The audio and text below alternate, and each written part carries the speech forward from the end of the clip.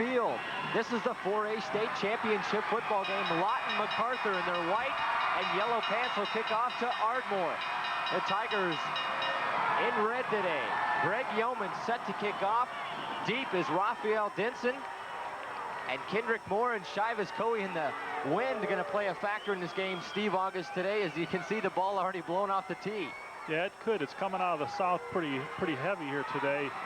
And I don't know if it's going to play a factor, because these teams don't put the ball up in the air that much. So with the running game, you're pretty safe with the wind.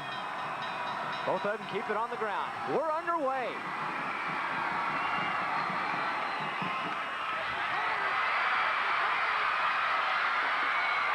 That's Kendrick Moore. He fights the ball away from Denson and gets it out to about the 17-yard line. And that's where Ardmore is going to start, 1st and 10. Had a real good kick there. The ball was up in the air a long time, and when the ball's kicked like that, you should let the deep receiver get it, but you could see that the up back took it and went with it, and good coverage on that play. They're starting inside their own 20 here to begin the game. Kurt Roper, the quarterback, number 14, behind him. Raphael Denson, blue chip running back, 1,965 yards rushing on the year. He'll take the first carry. And hit after about a gain of 2. And up front, that Lawton Mac defense, big. They average 233 pounds. There you take a look at the offensive set for Ardmore. Roper, Denson, as I said, the big running back. They also got Charlie Wilhoit and Wardell Williamson. Then up front, Johnson, Schumann, Shannon, Davenport, Vasquez, Brooks, and Reese. In a minute, we'll take a look at Lawton Mac's defensive set. 2nd and 8.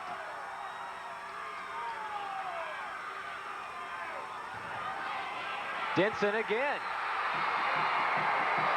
And nowhere that time, as Jay Cates came in on the tackle, number 64. It was a trap play set up, and they just didn't block back on Cates. He was able to come in and make the tackle in the backfield. Lawton Mac's defensive secondary, Cagle, Fisher, Tilly Smith, Powell, and Chris Burke also doubles up as the fullback. Up front, these guys average 233 pounds. Frazier, Cates, who just made the tackle, Neal, Davenport, and Brumbelow. A loss of 2 on the play. It'll be 3rd and 10. Well, we'll see if they're going to be forced to pass here. They haven't thrown the ball a lot this year. I think that Ardmore will put the ball up a little bit more than Lawton MacArthur, and this definitely is a passing situation. A little timeout as one of the Ardmore offensive linemen had to adjust his helmet. Probably got banged up a little bit up there, up front. Denson gets to the outside, cuts his way back, out of bounds though, at the 31. He's going to have to take a breather after that long run. Well, I'll tell you what, I can understand now after seeing that how he gained about 2,000 yards so far this year. He made some great moves on some defensive players there. It didn't appear that they were going to be able to get this first down here. Nice block there by the lead guard out there. And he is able to come back and work past that. You can see him stepping out of bounds there. The guard, number 66, Jerome Shannon, with a nice block on that play. Picked up 11 on the carry, I believe. Maybe more. 13 on the carry. Correction, 13 yards for Denson on that carry. 1st and 10 from the 31.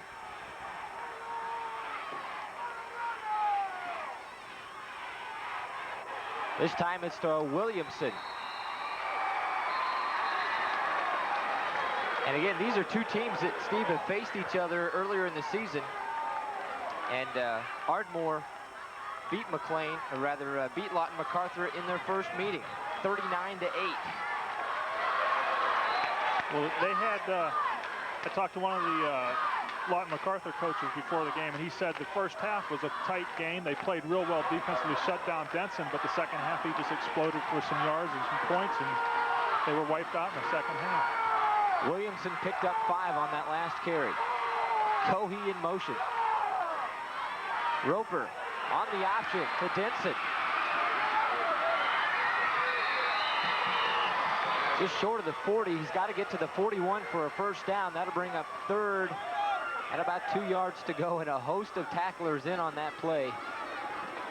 And they are really all over that football. Jerome Shannon, or rather David Davenport and Reggie Fisher leading the way for the Highlanders. Just a simple option play there. We had a little bit of action with the guard pulling, and it looked like what could have been a trap play to the fullback. I think that's either going to be a pitch or a trap play to the fullback with that type of running play they're running. Power eye. Denson hit as he gets the ball, but a little bit of an extra effort. He may have fumbled. I don't think he's got enough for the first down either if he held on to it. Depends on where they're spotting him. It looks like the one referee is close to that 41-yard line, and if it's there, it looks like he may have enough. If so, it looked like a generous spot to me. You know, they came out of that power eye, and both of his backs were leading over to the left side. He sort of came back here to the right side, away from his blockers. I'm sure he saw a little daylight there, but it closed real fast. And they're going to be measuring to see how close this one is.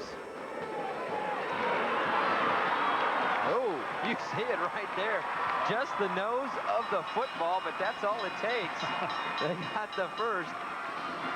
And I guess the spot does have something to do with it a lot of times. It sure did. It didn't look like, you know, when I saw him being hit, it didn't look like he had enough for it. Of course, it depends where they're going to hit it. If they're going to go where his knees are at, if he touched the ground first with his knees, but stretching out like he did and hold the ball out, they gave it to him. 1st and 10 at the 41, 8:20 to go, no score. Roper again, the pitch to Denson. John Brumbelow comes from the defensive end position and hits him from behind for about a gain of 1. See, they fake up the middle to the fullback, and just a pitch out. We're going to see that play a lot tonight. Number 2 plays it great. Reggie Fisher, the strong safety, is up there with some good, real quick support, and that's what they're going to have to do. They're going to have to be up there quick and let the defensive linemen like Brumbelow and the other guys pursue to the ball. Brumbelow leading this team in tackles with 87 on the season. Also has 3.5 sacks, and their big sacker, John Frazier, number 77, 15.5 quarterback sacks on the year. 2nd down, Denson. Tripped up at about the 42 and falls to the 44-yard line. Big play there by number 64, Jay Cates, the defensive tackle. Just able to get his leg after he had gone by him and tripped him up. Otherwise, it looked like he had enough for a first down. He had a blocker ahead of him and some wide open spaces. Some of the Lawton MacArthur fans on the other side of Owen Field, this better than 70,000 seat stadium. Obviously not full today, but a great contingent from both Ardmore and Lawton. 3rd and 6. Roper to throw. He fumbles. Recovered by the Highlanders. And it'll be their ball in Ardmore territory. Falling on it, number 72, David Carroll. No scores, 6:48 to go.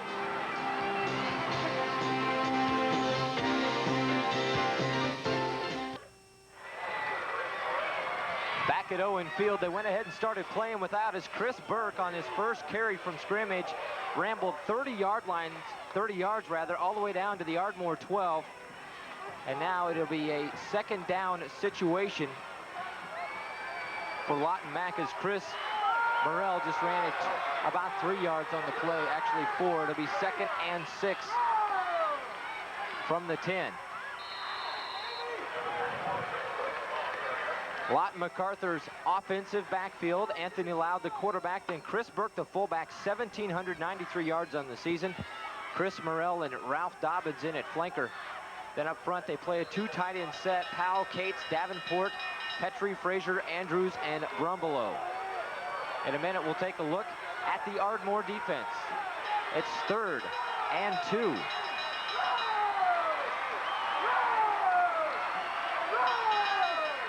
Burke. The ball's loose. Ardmore says they've got it, and so do the officials.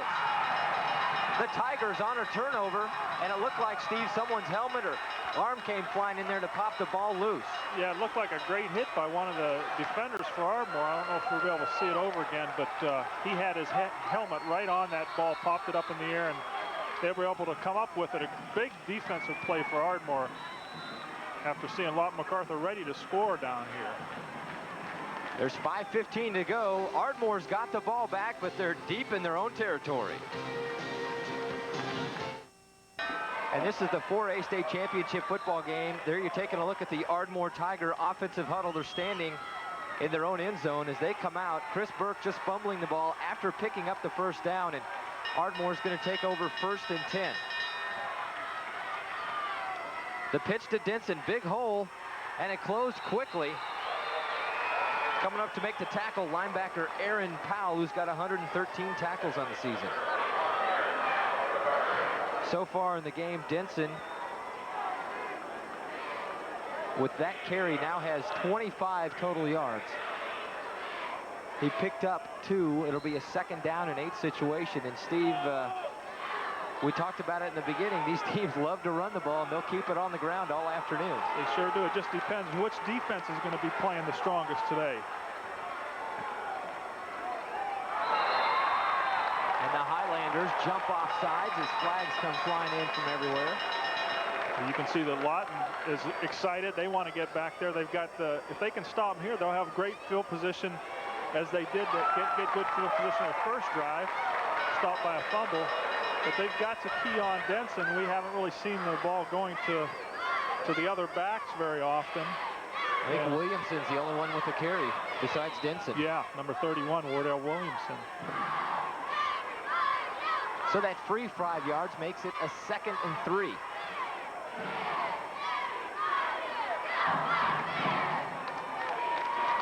Denson again hit in the backfield, and this time he won't get out of it.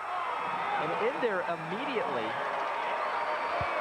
making the tackle is Jay Cates. You can see here the guards pulling, and what the defensive linemen are doing is they're just following the linemen.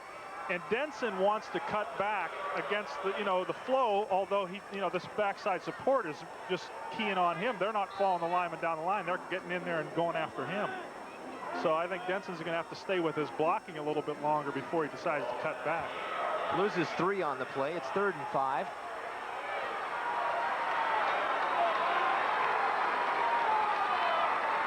Kendrick Moore goes in motion. Roper to throw. And Johnson can't hang on to it. So that'll bring up a 4th down, and the Tigers are going to have to punt it away. Johnson was wide open out here. Just a little timing pattern, a quick out. They just needed some short yardage to pick up that 1st down, and the ball was just a little bit thrown a little bit too far outside.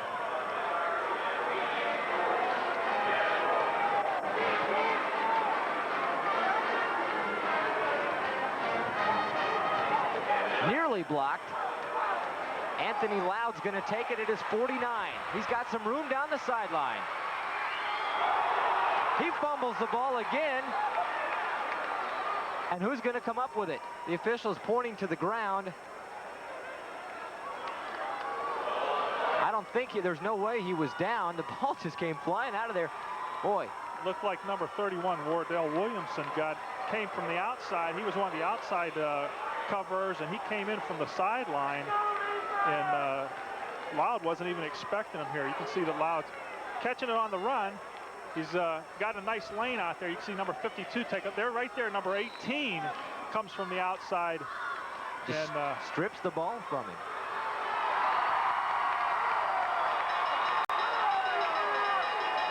Loud on the keeper this time. Boy, he gets some good yardage, and he's still on his feet. Still going down inside the 20, nearly to the 15-yard line.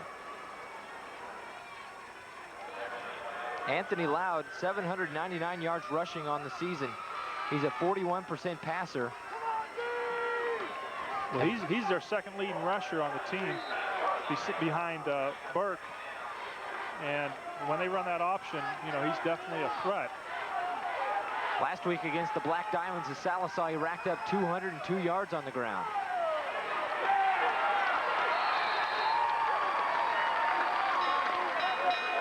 That's Chris Burrell on the carry. Good defensive stand here. It's going to be 3rd and short.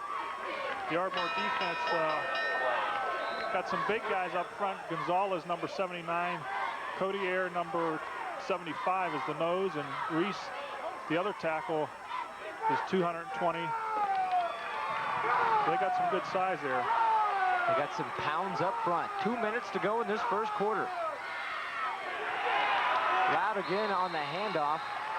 It went to Burke that time, and he is stacked up close to a first down. They're going to have to measure. I tell you, it looked like from where he got hit and pulled down that he wasn't going to make it, but those officials running in were really giving him the benefit of the doubt by where they came in and spotted the ball. He's got to get to the just short of the 13-yard line, and that's about where they have the ball marked at this point.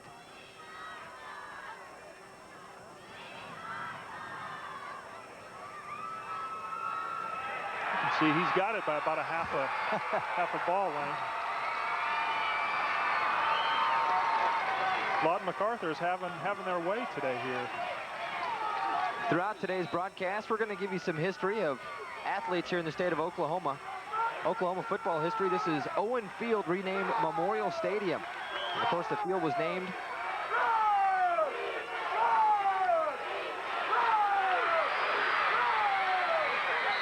Loud is driven out of bounds at the 13. I want to go ahead and finish my thought now. The field was named Memorial Stadium in memory of university individuals who died in World War I. It was actually named, the field was named after Benny Owen, who retired as the OU head coach in 1926. Kind of a unique situation where it's called Owen Field and Memorial Stadium, the home of the Oklahoma Sooners. Today, though, it's the home of the boys' Class 4A state championship football game. You're looking at the Lawton Mac Highlanders on offense, taking on the Ardmore Tigers. Loud, looking to roll and pass. Has a receiver in the back of the end zone. And he throws it over the head of John Brumblow. And Steve, that's unusual. These guys don't pass. Last week, 500 yards of offense. They only passed for 7 of it. Well, he had a guy open right away. Chris Burke was the first back out of the backfield going out into the flat. And I don't think that Loud really had a chance to throw the ball. He was getting pressured. We got a penalty here against Lawton MacArthur. The linemen aren't used to standing back there and waiting for the pass. If somebody's downfield on this play. Ineligible receiver downfield is the penalty, and being an offensive lineman yourself, you never did any of that, did you? Well, it's tough. You know, you got to have discipline to stay there when you see your quarterback running out of the pocket, and especially at a team that doesn't throw the ball that much, you think maybe he's taking off and going downfield with it, going to run it. He pulled up and threw that ball, and lineman just guessed wrong. Loss of 5, 2nd and 15.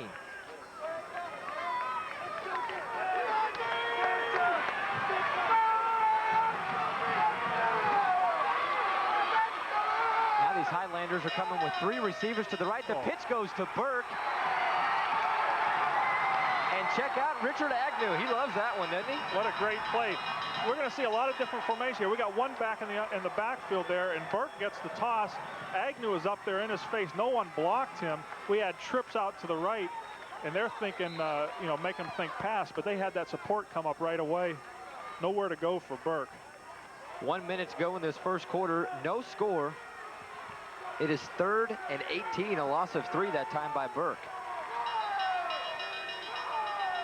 Burrell, big hole up the middle to the 10.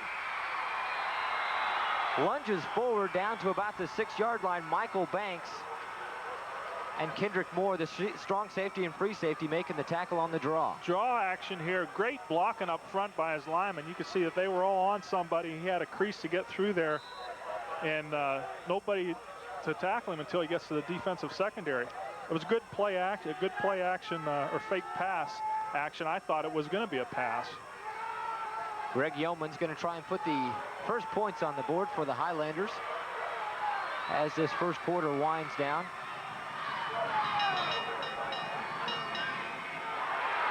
His kick is up, and it's no good. Wide to the right. He's 7 of 12 on field goals on the season. Make it 7 out of 13.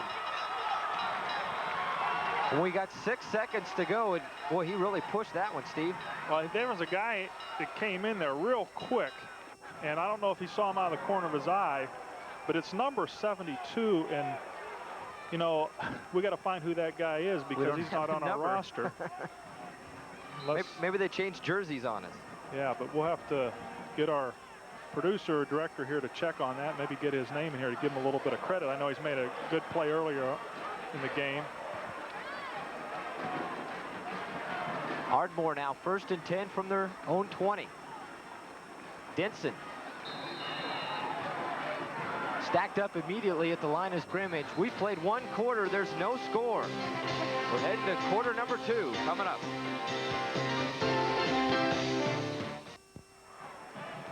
We're set to get underway here. The 2nd quarter action of this boys Class 4A state championship football game. The Ardmore Tigers with the ball, and there you see it, no score. Lawton Mac going to be trying to slow him down.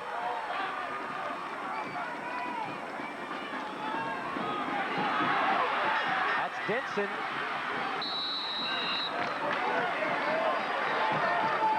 On the reverse, Mike Sano's coming up from his cornerback position to slow him down a little bit and set him up. What they did was they lined Denson out in the wing position, then they faked the dive up the middle and handed it to him on the reverse play.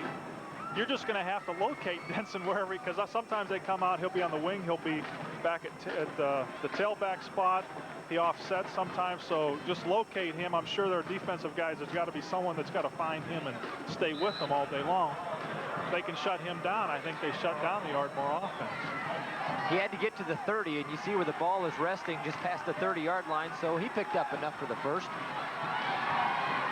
In a moment here, we'll give you some first quarter statistics.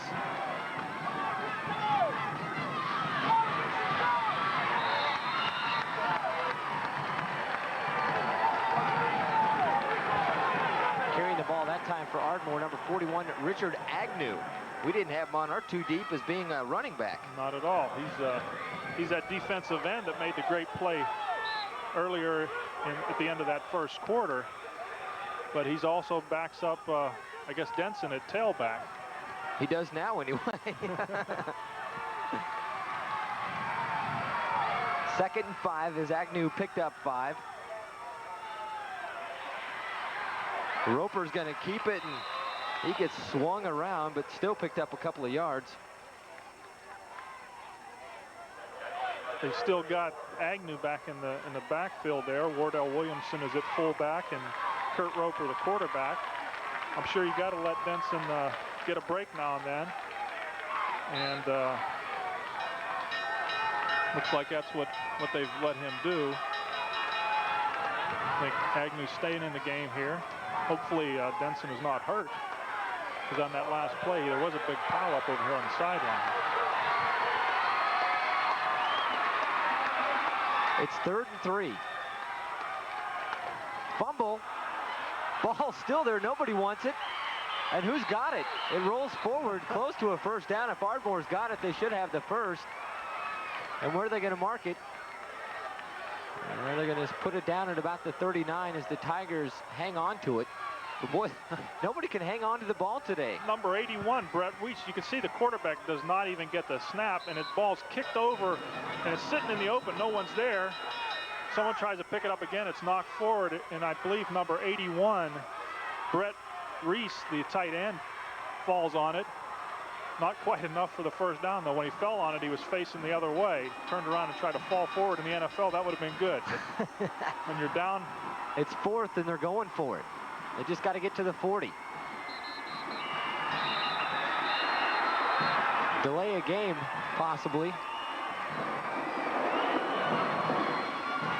Yeah, that is a delay game, and that probably a set play where they were trying to pull him off sides. Yeah, I would say that's got to be pretty daring to be going for the first down here in your own territory this early in the game with no score. But they were probably trying to pull this Lawton MacArthur team off and just taking the 5-yard penalty.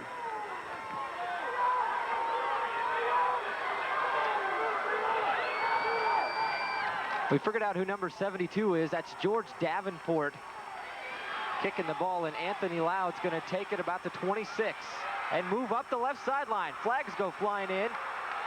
Davenport makes a nice hit at the 50, but we're going to have a clipping or illegal block back around the 30-yard line against Lawton MacArthur. I think the reason why we might have had George Davenport change to 72 earlier in the year, he started with 88. Well, let's take a look at this play here. You can see nice move by Loud up in there. You could see that clip. Looked like the helmet was underneath on that one. Boy, I don't know. That's a tough call to make right there because the man's turning his back on the blocker. There you go, our first quarter statistics.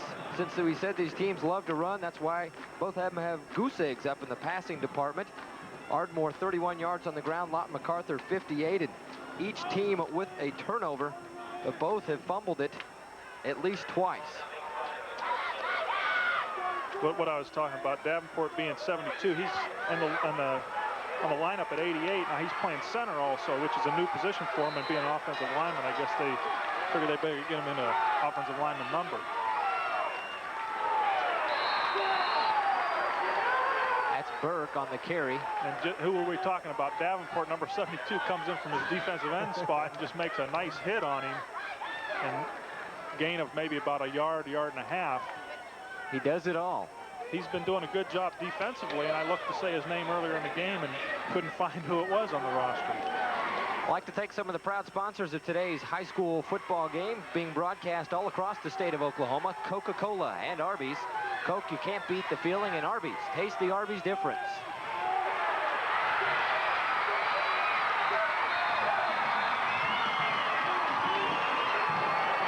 Nice run that play by Burke as they do their version of the reverse. That's the same play that we saw Ardmore run, and Burke lines up in the wingback position. He comes around on reverse and he's able to get the corner really easy, and then tries to come back. He's got a guy pursuing him, has the angle on him.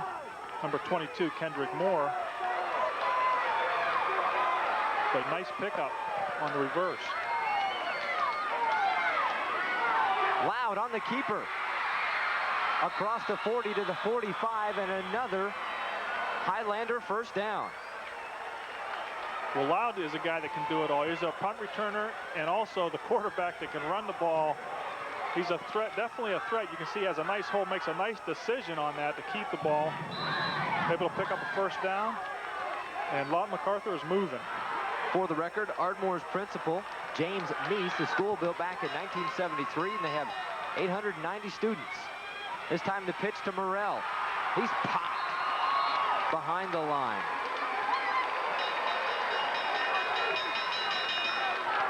And Brett Reese, number 81, in on the tackle. Nice pitch here, and a nice catch by Morrell, but Reese is out there waiting for him and lays it on him. 7:30 and counting before halftime. We still have no score as Greg Yeomans missed on a field goal right near the end of the first quarter for Lawton MacArthur.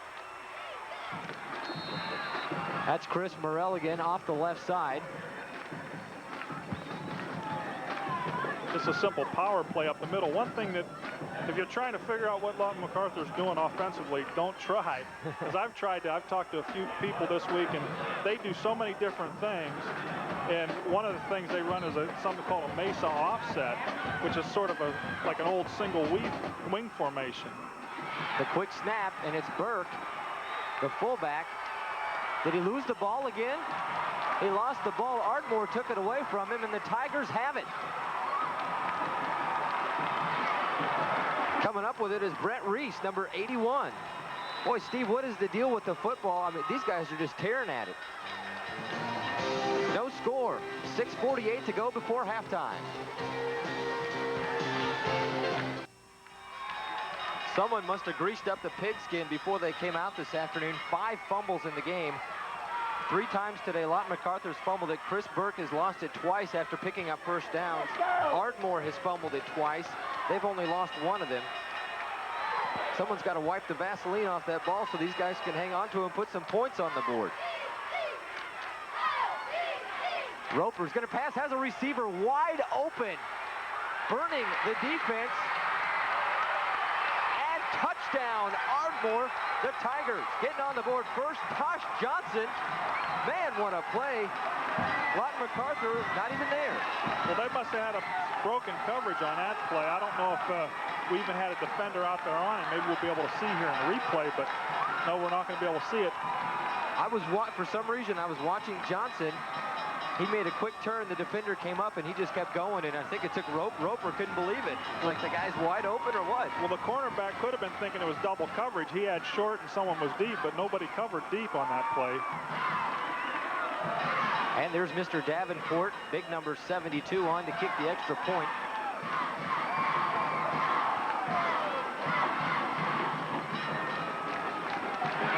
The old straight-on style.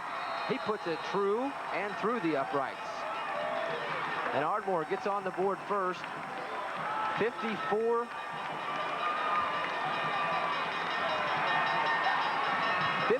yards for the touchdown. Roper to Tosh Johnson. And it's 7-0 Tigers, and they get on the board first. Well, you know, you'd think in a game like this, or with teams like this where they're predominantly run teams, if you can mix it up once in a while, you're going to shake a receiver wide open. You get the ball to him, big play like they just had there.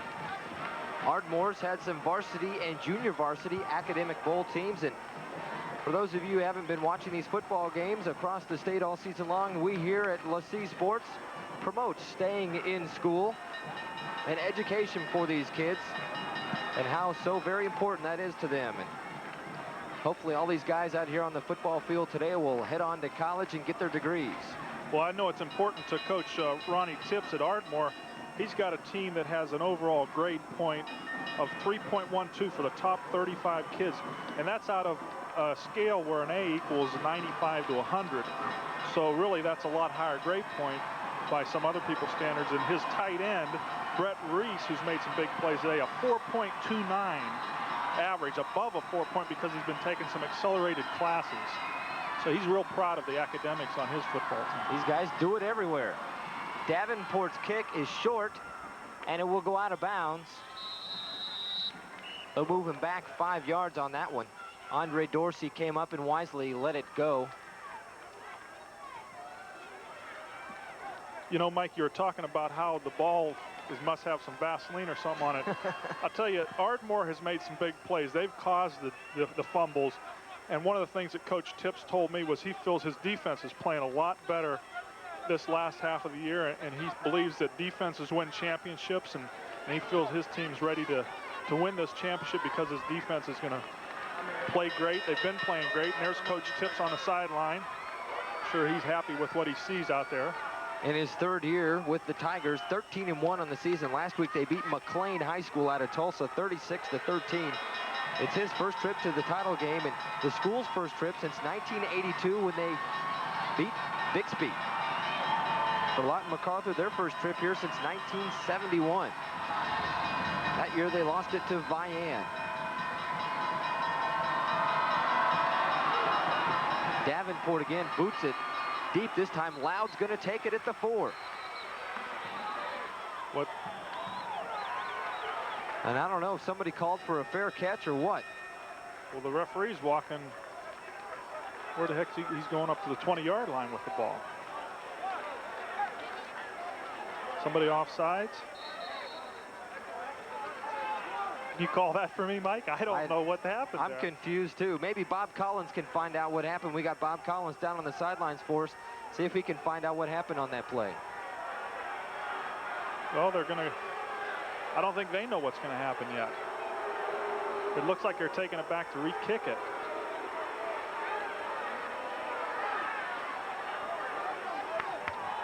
See, Coach Tips is not happy about that.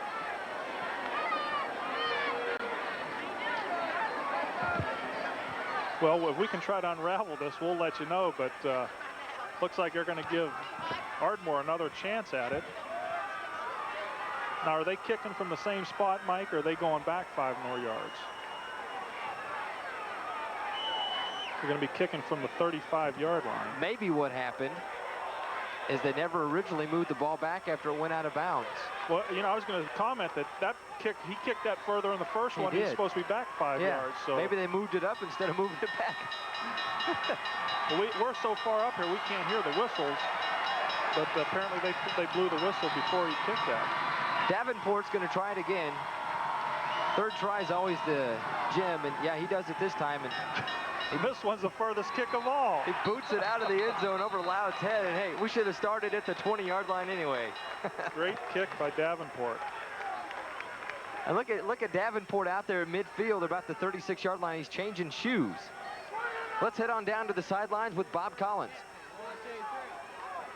We've seen some great hitting out here so far today. Raphael Denson, the state's premier running back with Ardmore, has been pretty well contained so far by the defense. They're keeping him inside, trying to keep him from getting around the corners. So far it's working. Then they throw the long pass for a touchdown. Back to you. All right, thanks a lot. Bob Collins with us on the sidelines. That's Fisher in motion. Loud's going to keep it. The quarterback sneak up the middle, and the sneak turns into a gain of about 4. Well, the Ardmore defense so far today is they've bent a little bit, but they haven't broken yet. They've made some big plays, caused turnovers, but the Lawton MacArthur offense has been able to move the ball on them, on the Ardmore defense so far. They just come up with the big plays, and that's what hurts you in the big games. You got to have the big play. Loud on the afternoon.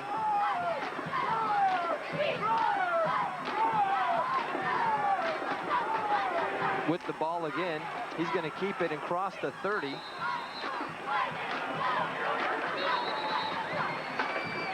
Get his total yardage here for you in just a moment. You can see here, he's coming down the line. He just holds on to the ball, avoids the defensive end there trying to tackle him, and the rest of the pursuit comes in, makes the play. Looks like he's got enough for that first down. Doing a real fine job running the ball today. Loud has 32 yards rushing on the afternoon. Burke leading the team, though, with 56, but he had that big 30-yard run in the first quarter. Handoff that time to number 22, Chris Morrell, and he's able to pick up just a few yards there. He's the I back. That was an I formation they came out in that time. Sometimes they'll come out in I formation. Sometimes they'll be a offset I. They just have about 30-plus formations. Coach Tips told me that he just drives them crazy when they were looking at the films. Now 3 receivers to the right for the Highlanders. Burke's going to take it off to the right side. Busted out close to the 40-yard line before he's tackled down there. And there's number 72, Davenport, in on the play again. Lawton MacArthur tries to deceive you with all these different formations, try to get you thinking and spread your defense out, and then they're just going to hand it off most of the time to Burke, probably up the middle. And that's what they did on that play. 3rd and 3. Burke, this time he hangs on to it as he gets the first. He crosses the 42. The head coach at Lawton MacArthur, Ron Hartline, in his 22nd year, he's got a record of 157 and 93. And for the record at Ardmore, they have a great advanced placement program, English composition, history, and calculus. And Hartline's team has won 9 straight football games. Their losses this year to number 1 ranked Ike. Also to Duncan and to Ardmore as Loud keeps it. Gets close to midfield.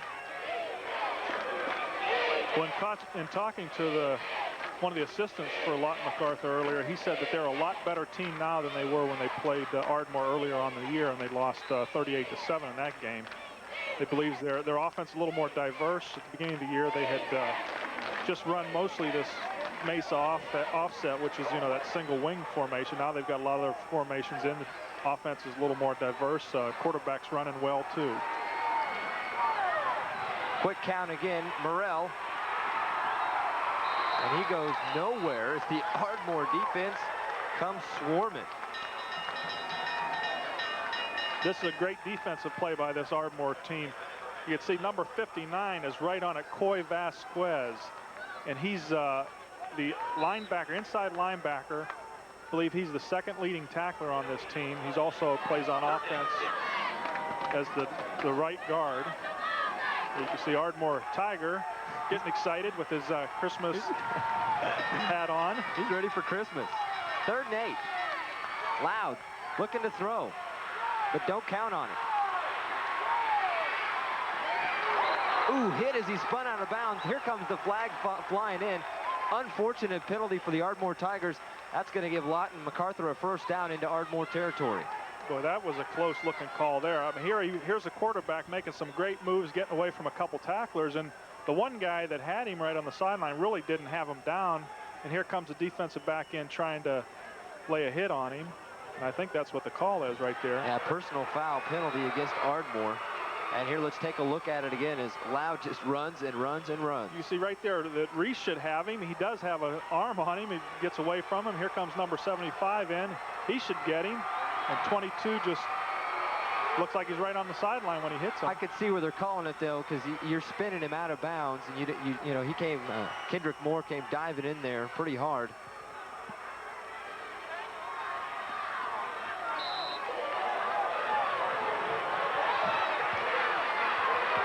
First and 10 now for the Highlanders. Loud again, rolling right, has blocking, tons of it up in front of him. Penalty flags come flying in. Loud gets down to the 30, but hold everything. Well, they really had the defense spread on that one. They come out with 3 receivers to this side, trips right, and Burke in the backfield, and fake that wide play. The receivers run off the defenders.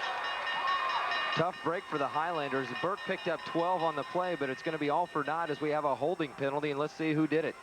Well, you can see here on this, it's supposed to be an option play. He just tucks it away, and has a nice block there from Burke. May have been Morrell way on the outside. Couldn't see anything in that picture, but Morrell was outside the picture, and it may have been on him. So they march him back 10 to the 50, and that's where the line of scrimmage was. So it's still first and 10. Or correction, I'm sorry, first and 18 now. Loud throws the pass behind him to Burke, no whistle. And now they say incomplete. Boy, that could have been very easily a fumble. Well, I'll tell you, Richard Agnew, number 41, defensive end, comes in and makes a nice play and forces Loud to throw the ball a little quicker. You can see right now, all of a sudden, Agnew's in his face, and he has to get rid of it. The ball's thrown a little short there. I tell you what, that was a lateral because he was not standing on the stripe. He was about at the 43. Burke was at the 40-yard line when that ball hit him. But hey, we're up in the booth and the officials are on the field, right? No instant replay in high school football. Fisher in motion, 2nd and 18. Burke hit immediately at the line of scrimmage that time. Coy Vasquez in there, the right side linebacker. The Ardmore team, they're a scrappy bunch. They've been playing pretty solid defense, making some big plays. I know that Coach Tipp says he's excited about the way his defense has come on here in the last half of the year, and hopes that they'll carry them through this game to a championship. Coming up at halftime in about 2 minutes, we're going to have our Coca-Cola halftime academic all-stars, an outstanding student from each school. 3rd and 15. Loud again, under pressure, completes it to Fisher. He gets down to the 35. He's going to be a couple of yards shy of the first down as the Highlanders complete their first pass of the day. I'll tell you, that was a nice pass by Loud. Got a good arm on him, rifled it in there. That's it. We'll be back. Score is Ardmore 7, Lawton MacArthur nothing. Welcome back to Owen Field. This is the 4A State Championship football game. Mike Ziegenhorn and Steve August with you. 1:35 to go before the half. It's Ardmore 7 on a 54-yard bomb play from Kurt Roper to Tosh Johnson and McLean, or rather, I keep wanting to call him McLean. Lawton MacArthur, nothing, but they are driving with the ball. Anthony Loud with a 12-yard pass completion to Reggie Fisher, bringing it up to a 4th and 3 situation for the Highlanders. Burke, the only setback. 3 receivers wide to the left. Loud on the option. Hit behind the line of scrimmage, and Ardmore's defense comes through. Richard Agnew. The defensive end here, he's the one that they're option off, but he just makes a decision. He's going to go right after the quarterback, Loud. Doesn't give Loud a chance to choose whether to pitch it or take it up. Nice defensive play. Good stand here by the Ardmore defense. Good decision. He just came after him. Usually the defensive end's going to he's going to stand there and hold his ground, but he just looked like he might have been stunting, just coming right after the quarterback. We got a timeout on the field. And with that timeout, we'd like to thank our sponsors of today's football game on LaCie Sports, being broadcast across the state. TV 47 in Tulsa, TV 12 in Ardmore, TV 7 in Lawton, and TV 25 in Oklahoma City. The major sponsors today, Coke and Arby's, and also Thrifty. Some Oklahoma football history. Kenny Monday out of Tulsa, Washington, a great wrestler, went on to the Olympics. Also a former high school defensive back and won the 1988 Olympic gold medal in wrestling.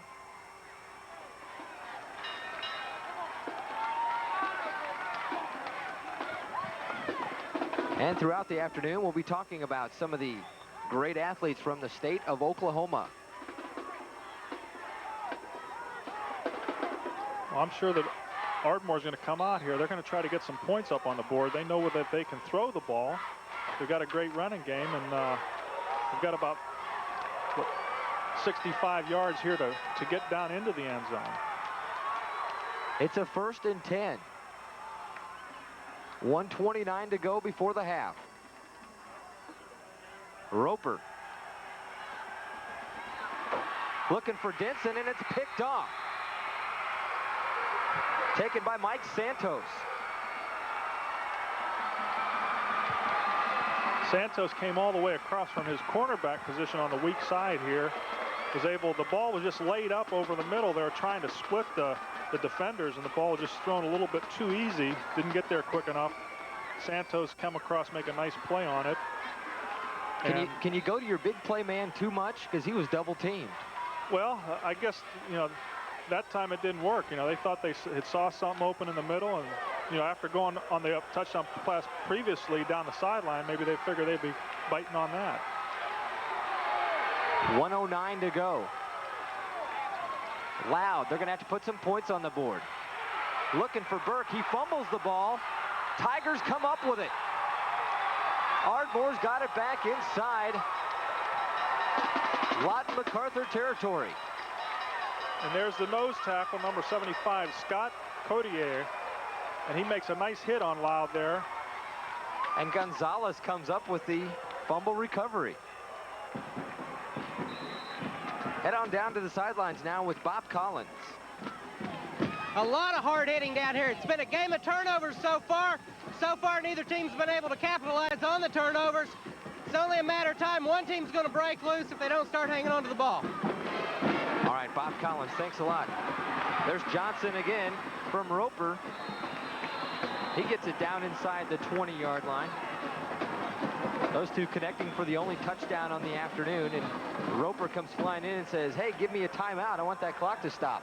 Just a quick pass here, a slant pattern by Johnson, and Roper is able to hit him. Nice play across the middle. They've got he's got a good arm, and they can throw the ball. They have in the past. They've thrown a little bit more than Lawton MacArthur, and I don't know what range we'll get into for Davenport. I know that the Lawton MacArthur kicker has a 49-yarder to his credit, but Davenport, I really don't know what his range is. Oklahoma's also produced some Heisman Trophy winners. Of course, Barry Sanders, the most recent, back in 1988. He played at Oklahoma State. The University of Oklahoma producing the other three. Billy Sims in '78, Steve Owens in '69, and all the way back to 1952 with Billy Vessels. So some great football being played in this state, and also a great football game this afternoon here at Owen Field, Memorial Stadium. This is Ardmore and Lawton McAllister, the 4A state championship football game. The Tigers in red, Lawton MacArthur in white. It's 7-0 our score, 36 seconds to go before halftime. Ardmore with the ball and looking to get some more. Their only touchdown of the day, a 54-yard pass from Kurt Roper to Tosh Johnson. Those two just connected on the last play for 14, putting in this good field position. A little movement on the line. We'll see who jumped first, and my guess would be the Tigers. Yeah, it looked like it was offensive lineman that came off first. And that's what the referee's going to call on that play. That'll march him back 5, making it a 1st and 15. Well, they're definitely going to have to get some more yards here to get within field goal range. This would make it more than a 40-yard field goal from this spot.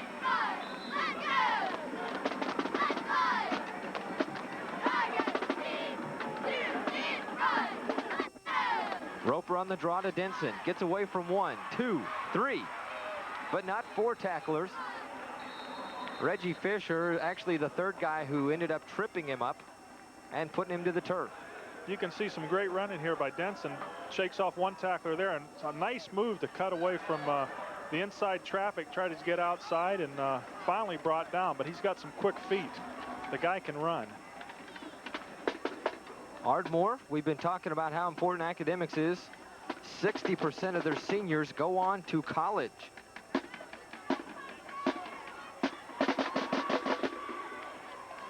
Congratulations to all those kids.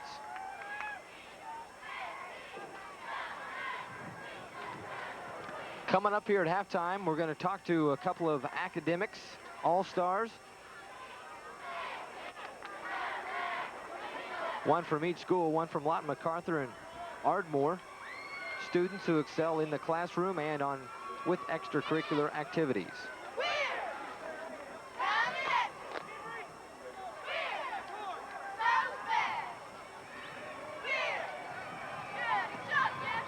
Some more Oklahoma football history. Yale, Oklahoma, the home of Jim Thorpe, voted the top athlete for the first half of the century. Instrumental in creating the National Football League, and of course, won those gold medals in the Olympics. 26 seconds left on the clock. Roper looking for Johnson again in the end zone. Good defense by Santos as Johnson tried to put a move on him right as the ball was thrown and had to turn back the other way. I don't know if he knew which way the ball was coming. It looked like he was just running straight down the field into the end zone. You see Roper here is just going to lay it out to the corner of the end zone. And right at the end, you can see Johnson is just trying to get out there and didn't make his move quick enough. Ball a little overthrown. Still a lot of time left, 21 seconds. And I know they'd like to get a little closer on this for that field goal to try. 3rd down and 10. 8 seconds left on the 25-second clock. There goes Cohee. Roper scrambling, has tons of room. 5, touchdown Ardmore.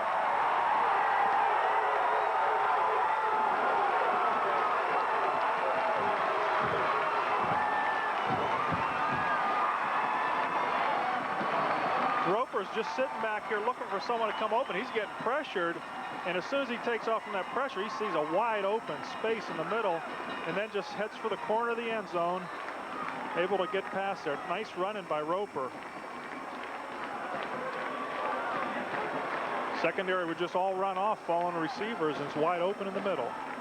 20-yard touchdown run, and Davenport can make it 14-0. He does.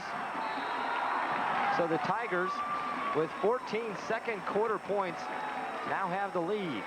14-0 over the Highlanders. You see here again, it's just wide open, and you can see receivers are running. They're deep in the end zone. All the defenders are on the receivers, and they come off a little bit late, and it's just not enough time to get him before he gets to the end zone. Nice heads-up play by Kurt Roper, a 6 foot, 175-pound senior. Andre Dorsey tried to grab onto his shoulder pads, and Roper says, "Get out of here, I'm going for 6. Well, that's got to hurt the Lawton MacArthur team just right before halftime, giving up a touchdown like that, and you're thinking that you could at least hold them to just a field goal.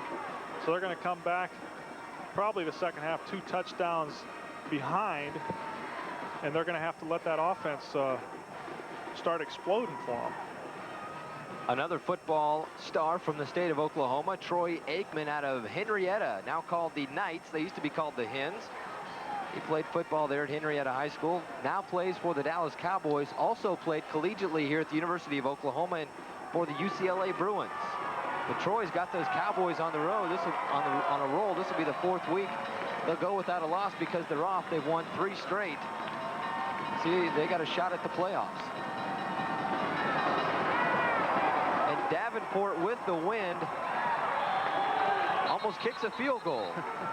He's got a strong leg. I'm sure that he could make a 45 to about around a 45-yard field goal. So they were in his range before they scored that touchdown.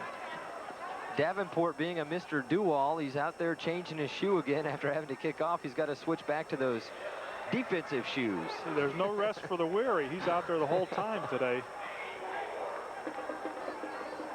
And he's been making some big plays on defense, too. Lawton MacArthur has 12 seconds to do something with it.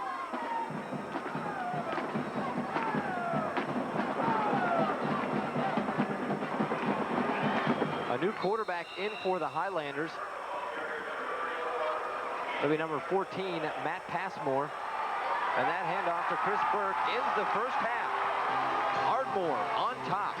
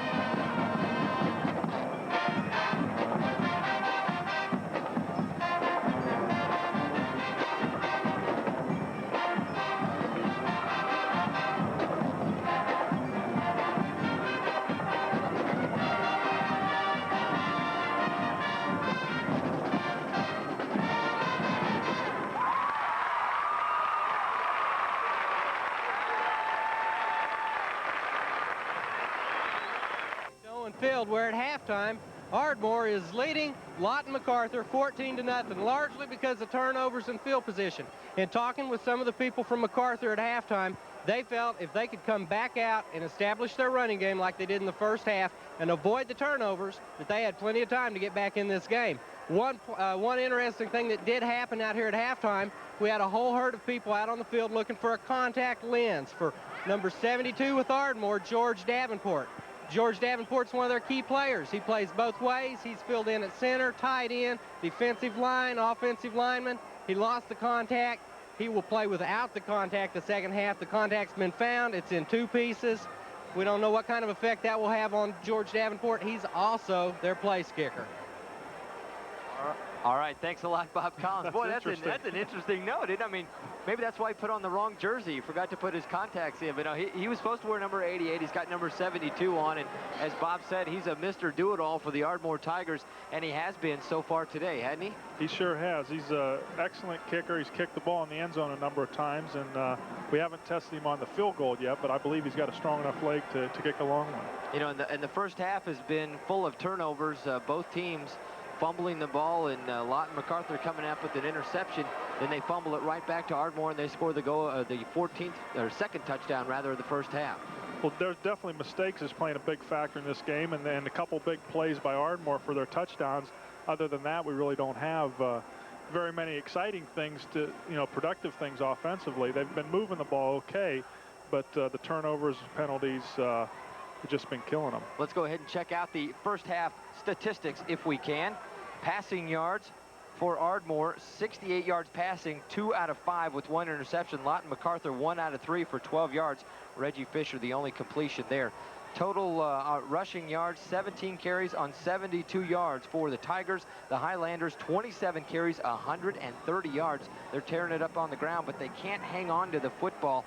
Turnovers, 4 fumbles for Lawton MacArthur. 3 of them have gone over to Ardmore. For Ardmore, they've had 2 fumbles and an interception, and they've kept on to 1 of those fumbles. And if we go ahead and take a look at the second touchdown of the day for the Ardmore Tigers, Steve, go ahead and talk about this. Well, Kurt Roper's been involved on both of the touchdowns here, and he's just dropping back, looking for somebody to come open. There's good coverage by the Lawton MacArthur defense. He sees a hole up the middle, just takes off and goes out to the corner of the end zone, is able to get in. Nice play right before the end of the half. That puts him up 2 touchdowns. It's going to be a good job that the Lawton MacArthur is going to have to pull the second half to come in and some individual rushing statistics for Lawton MacArthur. Chris Burke leading the way with 72 yards. And for Ardmore, Raphael Denson has 38 yards rushing. He is their leading running back. When we come back, we'll wrap up this halftime highlight action. Ardmore leading it 14-0 over Lawton MacArthur.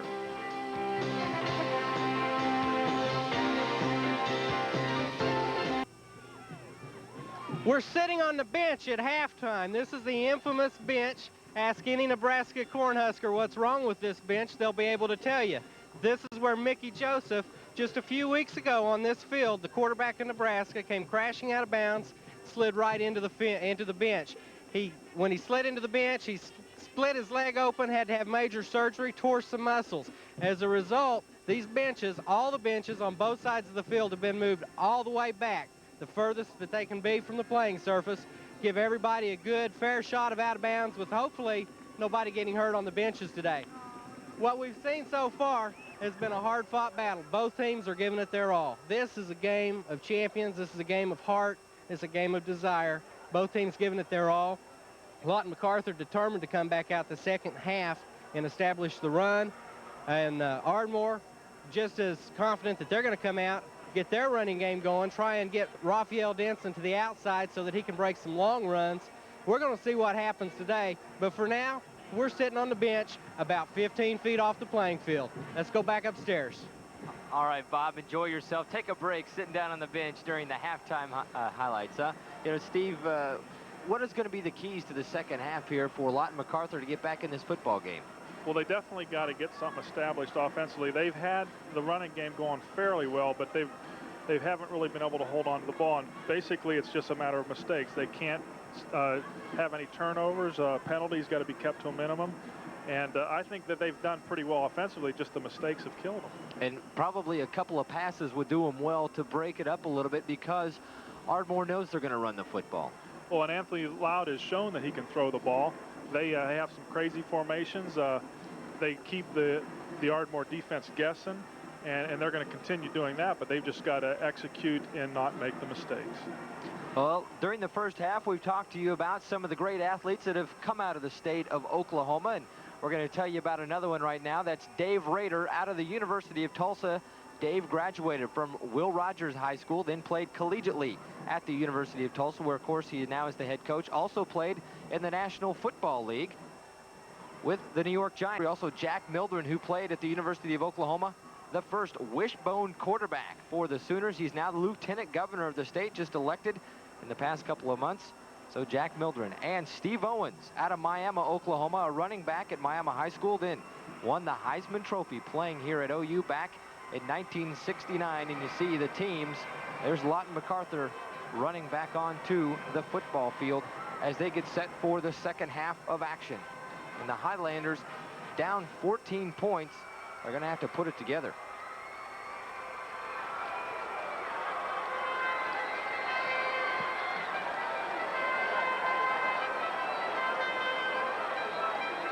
Let's go ahead and take a look again at the touchdown that gave Ardmore their 14th point. As number 14, Kurt Roper, is going to sail on into the end zone.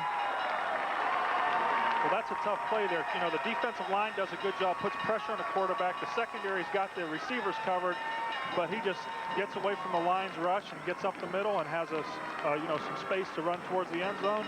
Big play by number 14, Roper, and a tough break from Lawton MacArthur right at the end of the half. not able to get into the locker room at halftime with just a 1 touchdown. Now it's 2 touchdowns they've got to overcome. We were scoreless at the end of 1. Then in the second quarter, Ardmore with the ball at their own 46-yard line.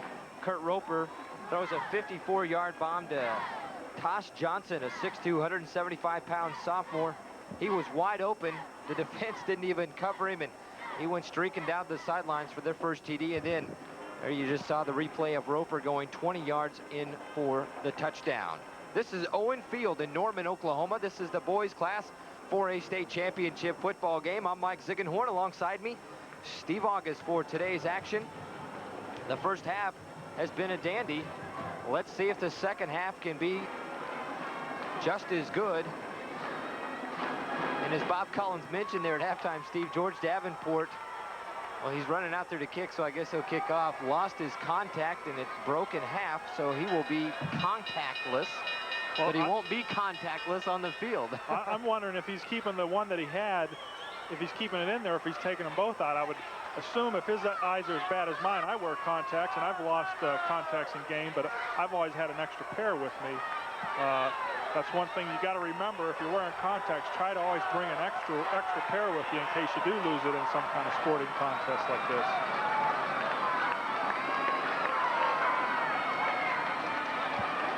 We're about ready to get the second half underway. It'll be interesting to see, too, Steve, if Anthony Loud comes out to play quarterback for the Highlanders or if Coach Hartline puts in Matt Passmore. Loud is not back there deep this time on the kickoff as he had been in the past. The deep man is Tyrone Holt, who also doubles up as a quarterback, and he's a sophomore.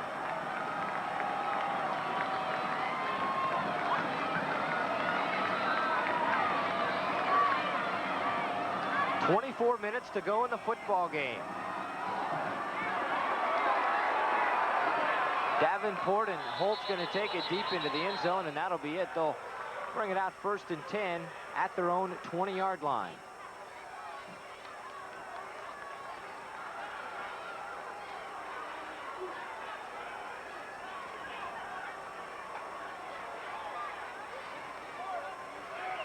I think they got number 14, Matt Passmore, in the game, and maybe they might be putting the ball up a little bit more this half.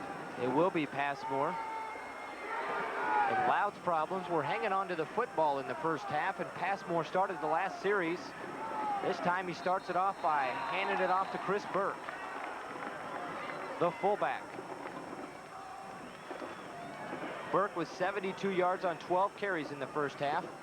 That time he picked up 1. Those aren't really bad numbers. They really shut down Denson. The Lawton MacArthur team has shut down Denson that first half, only 38 yards on 12 carries. They're going to have to try to contain this running game of Lawton MacArthur here. 2nd and 9. To Morrell. Had a slight opening. Ball loose again.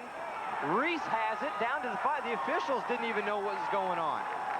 Boy, these Ardmore Tigers are just yanking the ball and stripping it away from Lawton MacArthur. Well, I didn't see it. I was watching running back the whole way. You couldn't really see it come out from up here. See here, we got a quick pitch. Lineman out in front, nice block there on Agnew. And right there, number 81, Reese pulls it out. Brett Reese just rips it right out from the running back. And he caught it. They must have caught it in midair and was able to return it for all the way down to the 4-yard line. MacArthur's 5th fumble of the day. This is a team, in their turnover ratio has been a +5 all season long. This is really hurting them this afternoon. Kurt Roper to Denson. Touchdown.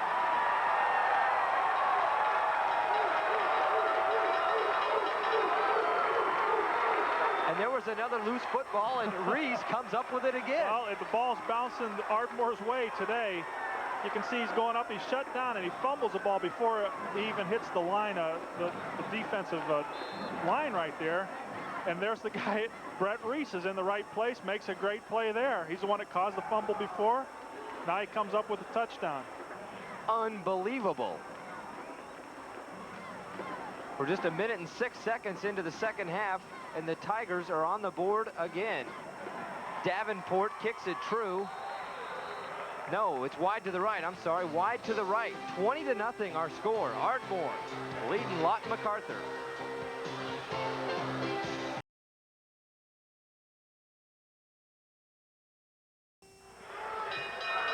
$20-0 our score. 10:54 to go in the third.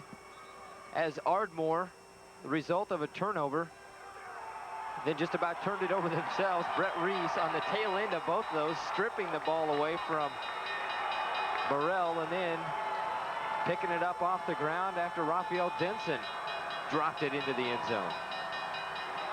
Davenport again, and with the win, that's definitely in the back of the end zone. And Lawton MacArthur's going to take over 1st and 10 from the 20. And boy, I tell you what, Coach Hartline did not want to start the second half that way for the Highlanders, Steve.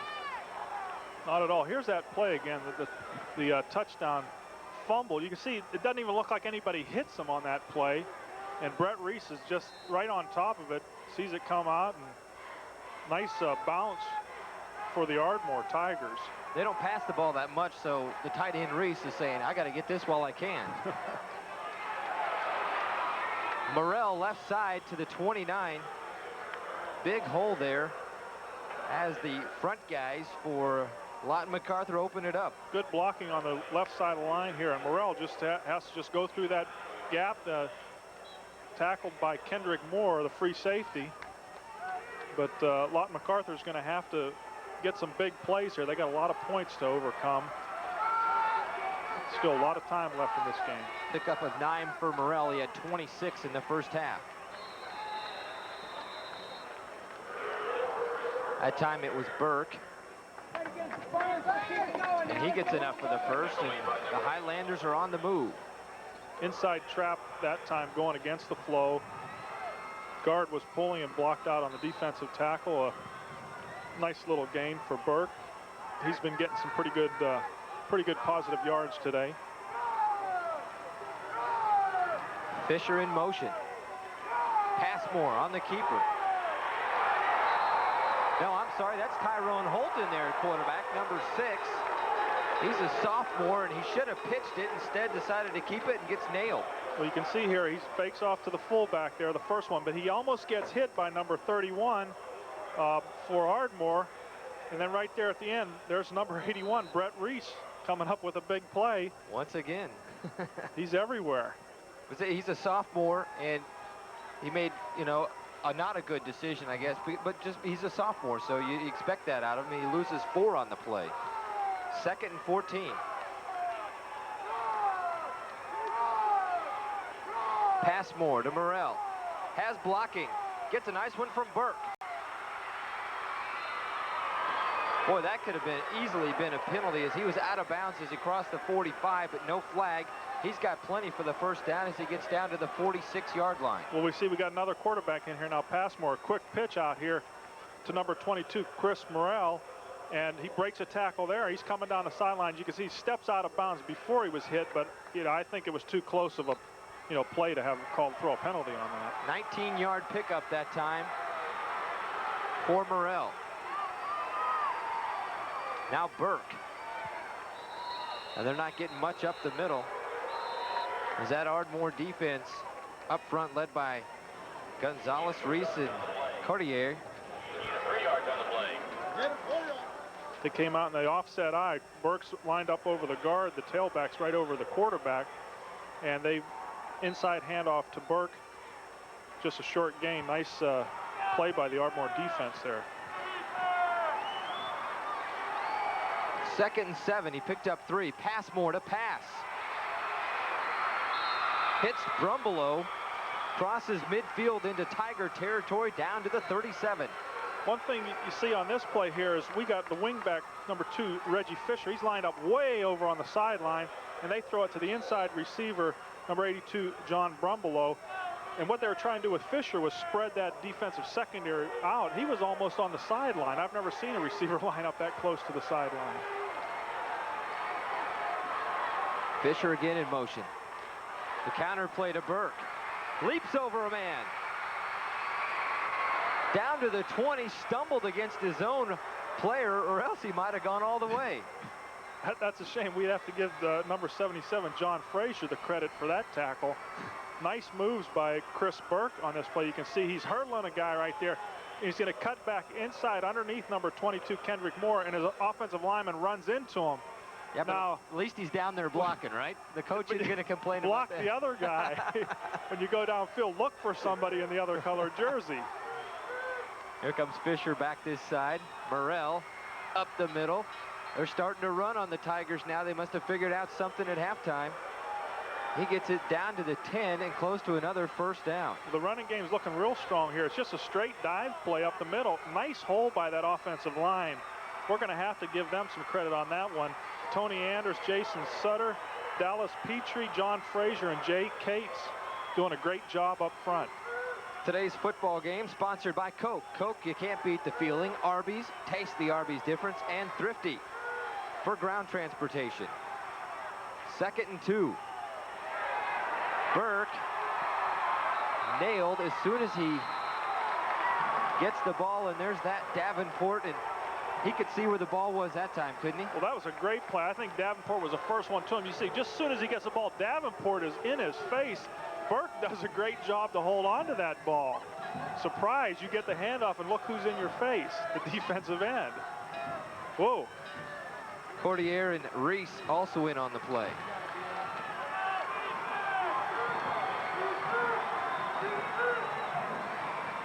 Burke close to 100 yards rushing on the afternoon. Passmore throws it right to Davenport. He didn't have his contact in that time, did he? That must have been it. He's all over the place. He was wide open. He had the whole field in front of him if he catches that ball. All he had to do was beat the quarterback. Well, you can see that Passmore's rolling out to his right, and I don't know what he's looking at, but there's two guys around the receiver, and Davenport's the closest one to him. He throws it right into him, and lucky that Davenport is a lineman. Wasn't able to hold on to that. You want to attribute that to because he was a lineman? Yeah. Because he is the center on offense. You guys don't know how to Defensive end, well, he forgot to take the tape off his hands. It's 4th and 2. They got to get a first. Burke, he's got it. Down inside the 7, near the 6-yard line.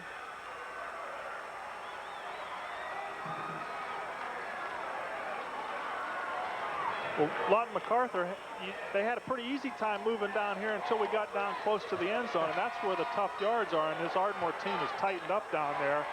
But they're able to, it takes 4 downs to get a first down. Burke now has 99 yards on the day. That carry looked like it put him over the 100-yard mark. He was at the 6 when he started, got down to the close to the 4, just past the 5. There's a lot of MacArthur fans trying to cheer him on, get him in the end zone. They have to score here. 6 minutes, about a little over 6 minutes left in the 3rd quarter, and they need 3 touchdowns to take the lead in this game. It can be done. 2nd down and goal from the 4. That's Loud. He's back in at quarterback. The touchdown saving tackle at the 1. And Loud tried to stretch it into the end zone. You saw the ball pop loose, but that was forced by the ground. Well, Chris Burks makes a nice fake here. He dives over the middle. I'm going to say, what are you diving back that far for? But it's a nice fake, and Loud keeps the ball, trying to reach into the end zone for it, but his knee was down before he got that ball across the goal line. Kendrick Moore made the touchdown saving play. That'll be a 3rd down now. They've got, basically, they got 2 plays to score. They're not going to kick a field goal in this situation. They know they need 6 points. Loud on the keeper, and I don't think he got it. I think he lost yards on that one. Inside of that Ardmore defense tightened up real well, led by the nose guard Scott Codier, 6 foot, 220-pound senior. Brett Reese, 6'5", 220-pound senior, and Ricardo Gonzalez, the 6 foot, 270-pound sophomore, biggest man on that defensive line. 4th and inches. Watch for Burke. It is to Burke. Fumbles as he was hit Tigers stop him, come up with it. Richard Agnew with the hit. Their ball when we come back.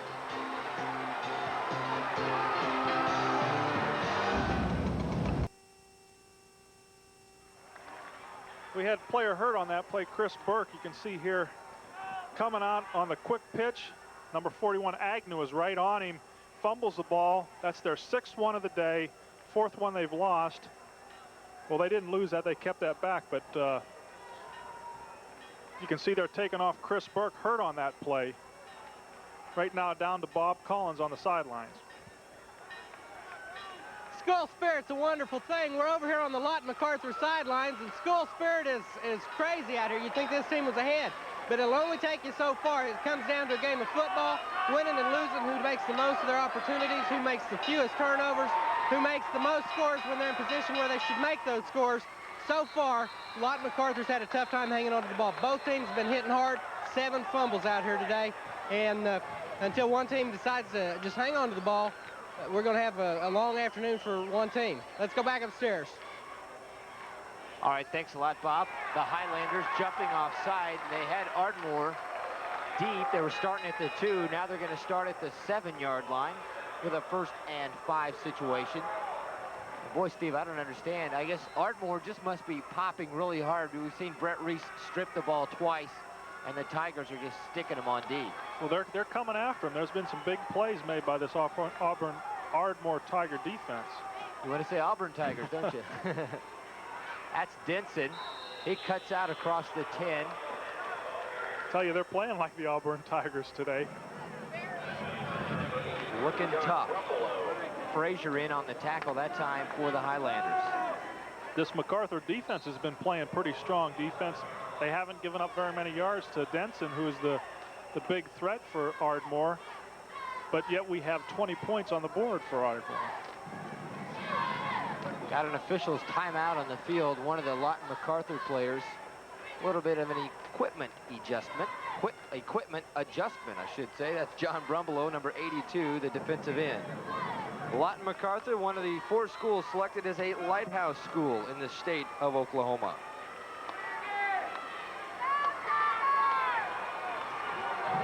Second down and 1. 20-0 our score. 4 minutes to go in the 3rd. And leaping offsides in anticipation of the snap is Coy Vasquez. And as an offensive lineman, you know how he feels, don't you? Well, one thing he knows is he's getting his name announced on TV. And that's one of the main reasons you jump offsides. Yeah, it's tough here. They're even backed up further here. It makes it a little harder to get out of the end zone. But he's just a little anxious. The guy goes both ways, plays defense. Been doing a good job at linebacker today, in on a lot of tackles, and doing a pretty good job at guard. The loss of 5 makes it a 2nd and 6. Denson again up the middle. Still motoring.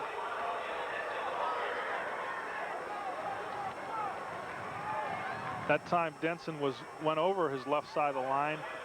Vasquez and Raymond Brooks, the tackle, big 295-pounder, and they just mashed that Lawton MacArthur defense back and picked up good yardage. Now it's 3rd and short. And they've got some weight up front. Ardmore does. 1,205 pounds. They average 241 on their offensive line. Denson again, out across to the 15. He's got enough for the 1st down. Defensive-wise for Lawton MacArthur, 1,168 pounds up front. They average 233. So Ardmore with the advantage right there.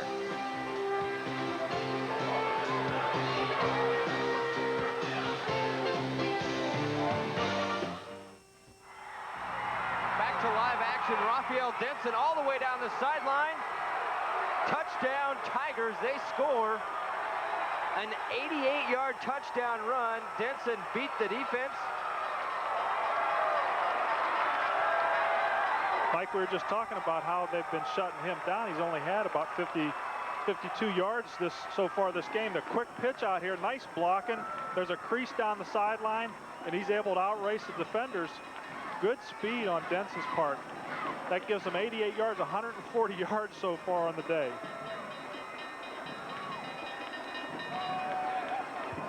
Last week he was held to 101 yards, which probably was one of his lowest outputs all year.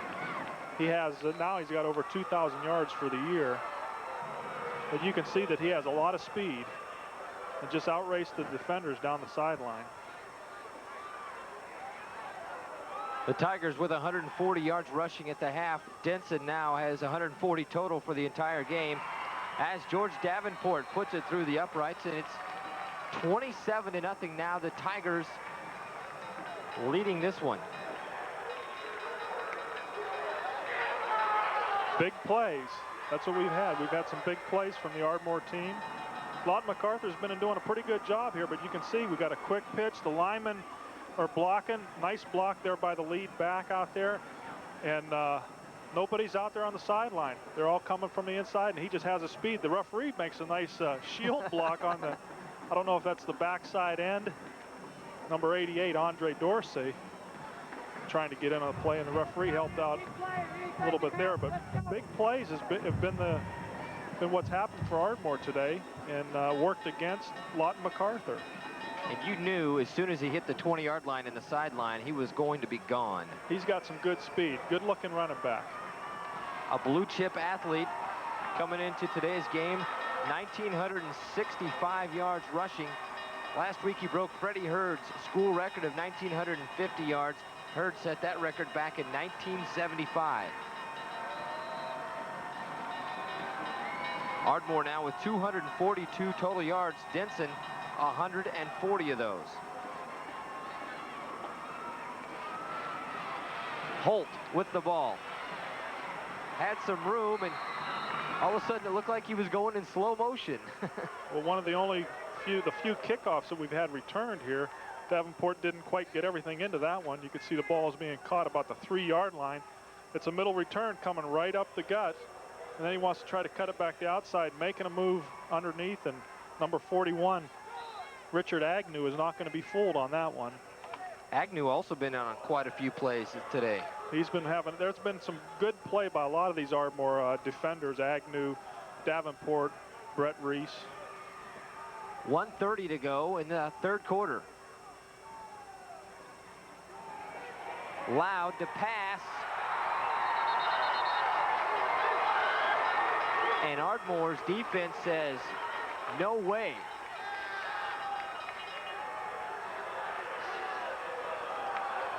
Looks like number 60 on that one, Sean Guerin, in on the play. He's out there coming from his defensive end's position, able to grab him and throw him down for a nice sack. Loss of 12 on the play. That'll bring up a 2nd and 22. Man. The Ardmore team is definitely making some big plays today, defensively and offensively. Loud again to Fisher. Nowhere.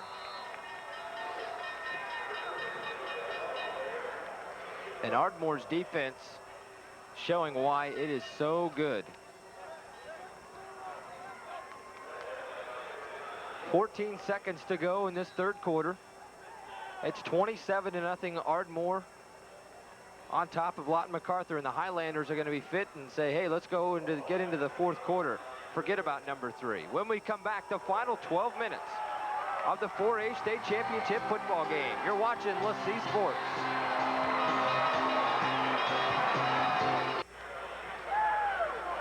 Fourth quarter underway. We played nearly a minute.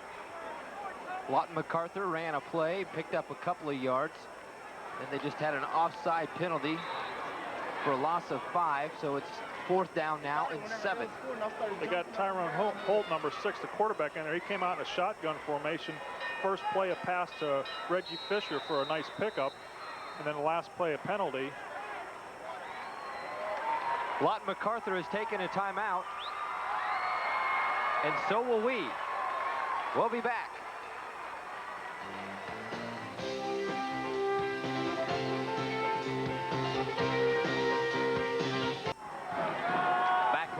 Owen Field in Norman. This is the Class 4A state championship football game. Reggie Fisher trying to pass it downfield, and the pass incomplete to John Brumbelow as the Highlanders trying to do something to move their offense. Sees just a pitch back here to Reggie Fisher. He throws it out here, and number 18, Michael Banks, the strong safety, is able to get in there and at least distract the receiver. I don't know if he got a hand on it. But this is LaCie Sports. Our score 27-0. The Ardmore Tigers leading the Lawton MacArthur Highlanders. And Ardmore is going to take over 1st and 10 at the 23 of Lawton Mac. New quarterback in for the Tigers. No, that's still Roper. Still on his feet, down to the 5, and inside the 5 to nearly the 3-yard line, swarmed by his teammates. Doing something we haven't seen him do very much today, run the ball. He's been doing a lot of handing off and throwing a little bit here. He makes some nice moves on defensive guys here. Good cutback. Maybe he should be running the ball a little bit more the way he ran that one.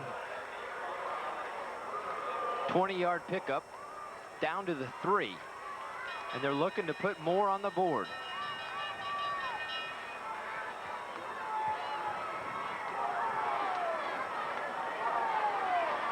To Denson. Touchdown, Tigers.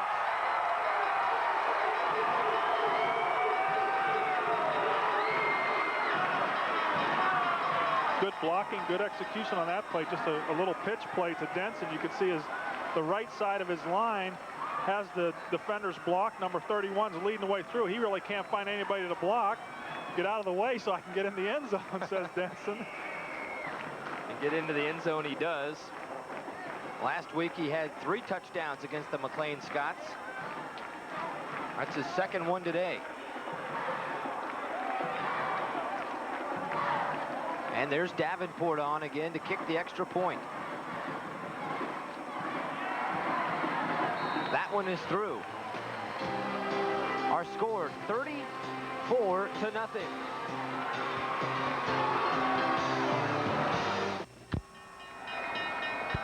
Ardmore set to kick it off. Davenport again into the wind. A short kick. And the Highlanders take it out of bounds. That was number 36, Josh Cunningham, who came up and made sure that Ardmore didn't get that football back. In a minute here, we'll have the 3rd quarter statistics for you as the wind starts blowing like crazy up here in the press box, blowing papers everywhere. We're scrambling. Hadn't really been a factor out there on the field today. Steve, come stand in front of the window and block the wind, can you?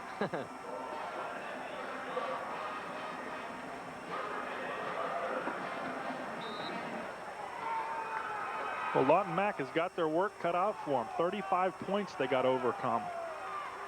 34. Passmore. I mean, they got to get 35. Oh, okay. How about that? There you go. I know what you meant. That's a lot of points in 10 minutes, and running the ball is just not going to get that. They're going to have to put it up there in the air.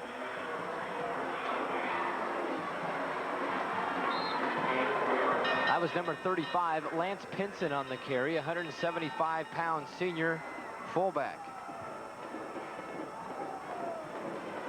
And this is a point in the game where you give all the kids a shot to say, hey, I played in a state championship football game.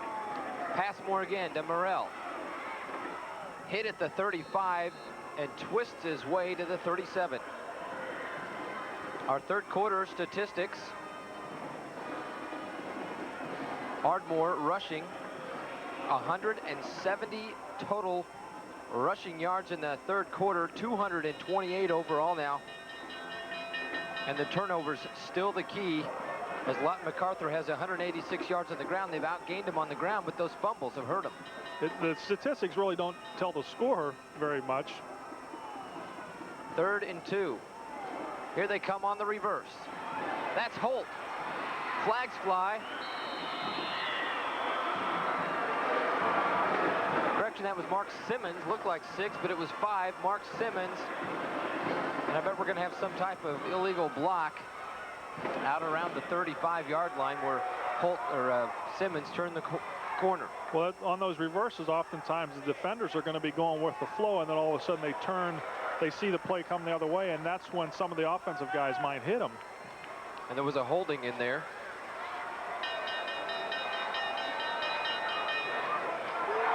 You can see they're almost pulled down the backfield, but he's able to get away from that tackler. And there's the penalty coming in late, so it must have been someone downfield that one of the receivers caught for holding. Doesn't seem like anything's going right for this Lawton MacArthur team today.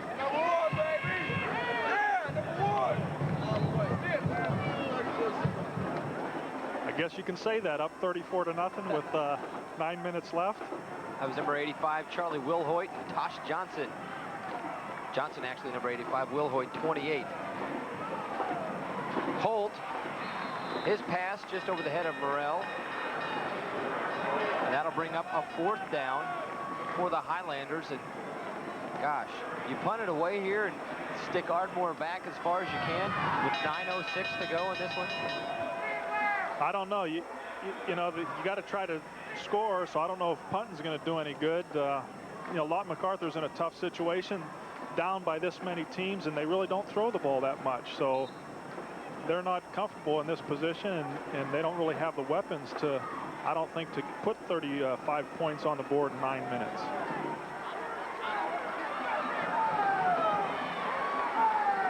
They are going to punt, and I think everybody's a little bit confused about what they want to do, so the Highlanders call timeout when it's 4th and 17. I guess some of the players wanted to go for it. The coaches decided not to go for it, and half of them were running off, and there was only about 8 players left there to do the punting. Need a few more than that to execute a play. How about some more Oklahoma football history? J.C. Watts out of Eufaula. The Selmans came out of Eufaula as well. J.C. quarterbacked the Sooners after a successful high school career at Eufaula. Now he's the newly elected corporation commissioner right here in the state of Oklahoma.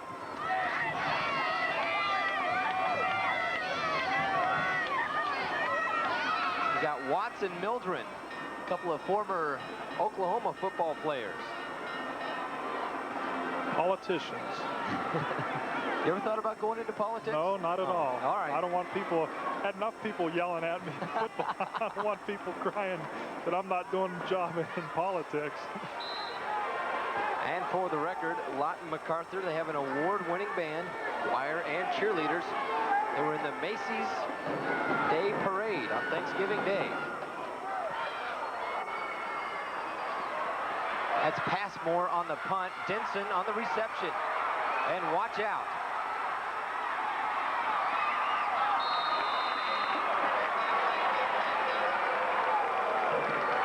A 30-yard return for Denson.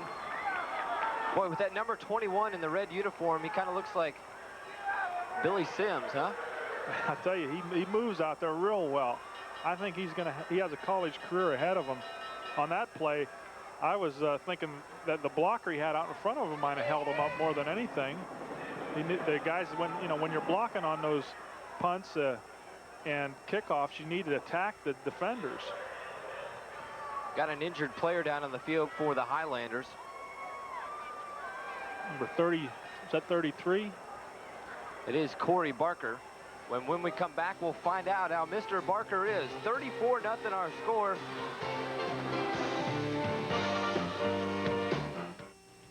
Welcome back to Owen Field, where the Ardmore Tigers are about to put an end to Lawton MacArthur's dream season in the hopes for a title. As you can see, we're in the middle of a whole bunch of excitement, a whole bunch of emotion. There's nothing that's quite like the excitement down on the field now. Back upstairs. All right, thanks a lot, Bob Collins, down on the sidelines for us. And, he talks about the excitement and emotion of the Ardmore Tigers.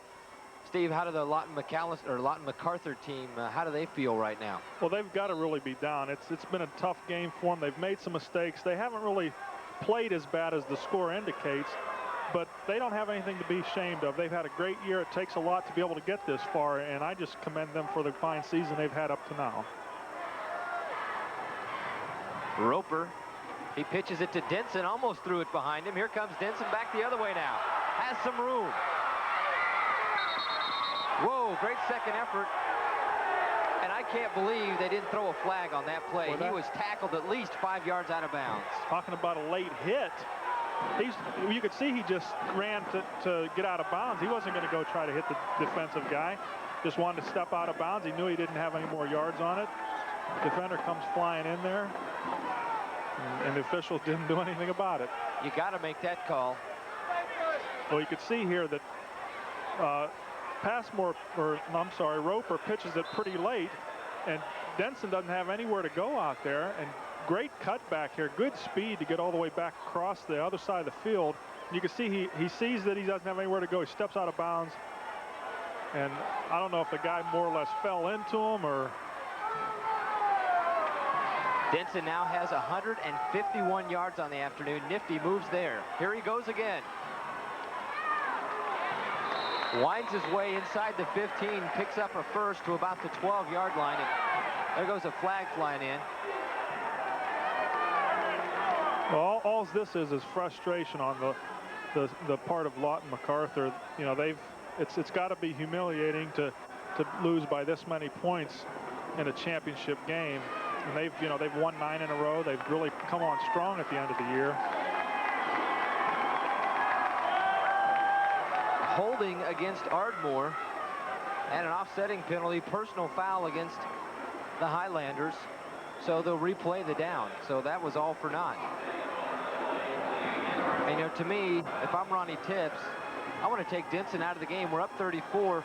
The way things are going, I don't want to take an opportunity or chance to get him hurt and possibly ruin his chances of going on to college ball. Yeah, that's one way to look at it. Plus, give these other guys that have been working all year long, scout team giving you a pitcher. You know, they're up 34-0.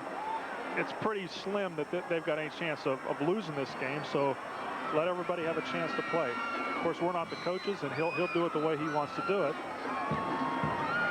Okay, what that was, a holding penalty, marches him back 10 yards from the point of infraction. The personal foul penalty was a dead ball penalty, so they are not offsetting penalties. They tack that on, giving Ardmore a first down at the 15-yard line. 8:09 to go in this ball game. Roper has plenty of room to roll. Instead throws it, overthrows a wide open Brett Reese. That could have been 6 more easily. From this angle, it looked like he had his hand on it and just didn't reach up far enough for it. It was a nice toss in there, wide open.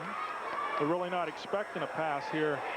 They've been running the ball a lot today and just wasn't able to bring it in. In fact, he had 2 guys wide open, and Reese was the one who was in the end zone, so he threw it to him. Short guy and the deep guy, both running towards the sideline on the sprint out play.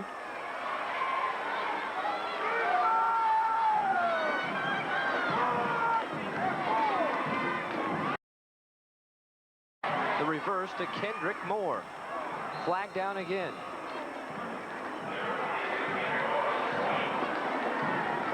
I'd like to thank some of the sponsors today of this football game. Our major sponsors: Coke, you can't beat the feeling, and Arby's. Taste the Arby's difference. And our motto, as it has been all season long for these kids, is stay in school. Get your education, your degree, and then if you got a chance to play football and athletics, go on and do it. But foremost is to stay in school. And to get into college to play sports, you got to have some good grades. And the thing is that's not going to last forever. Sooner or later, you're going to have to go on and get into the real world and work outside of sports. And the grades are going to be key to that, getting a job. You know, the teachers at Lawton MacArthur are doing a great job, too. 2 of them won President's Awards for excellence in science teaching. 2nd down 23, clipping penalty against Ardmore. See what they can do. Roper scrambling, has blocking in a huge hole, and he runs right by a defender who had his back turned and gets down to the 10. He was just standing there. He ran by the guy like he wasn't even there. Well, he was defending one of the receivers, and he had him covered. He figured, man, what blanket coverage I have here, but he fails to watch the ball. Watching the right-hand part of your screen here. You can see that, yeah, Roper comes up in there, and There's the defense. 66 is just standing there wondering what's going on. That's the nose tackle on that play. David Davenport. Well, I guess he's really not in coverage. You know, they probably had him drop off. Sometimes on a drawer screens, they have the nose drop off and watch the tight end. Or 18-yard pickup that time. Roper to Reese. Down to the 5 and good for a Tiger first. We've seen more passing here in this last couple series than we've seen most of the game by Ardmore. They're showing they have some diversity to them. And they definitely want to get in the end zone again. Some more Oklahoma football history for you. Darrell Royal out of Hollis, Oklahoma, played here at OU, the quarterback of the Sooners, and then went on to coach the Texas Longhorns.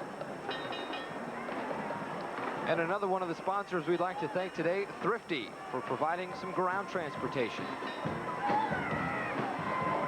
First and goal from the 5. Roper is lassoed in by the Highlander defense.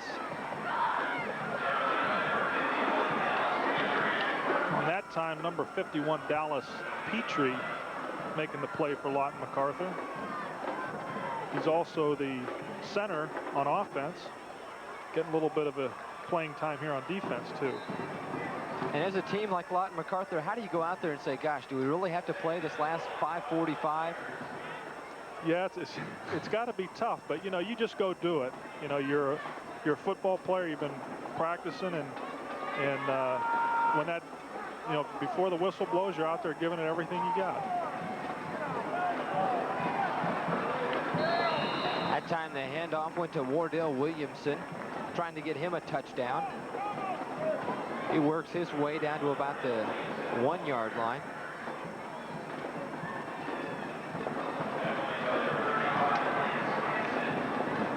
Just dive play up the middle. They've got about 2 yards left here to get in the end zone on 3rd down. Probably see another running play. Most likely going maybe to number 21, Mr. Denson. Passing, touchdown, Reese. He got it that time. He did. That's his 2nd touchdown of the day, isn't it? The other one on a fumble.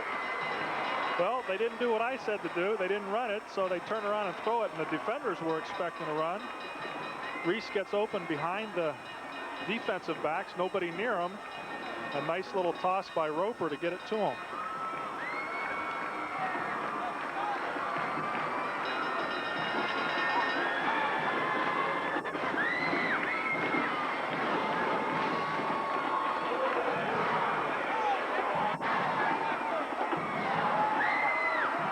Davenport boots it straight in.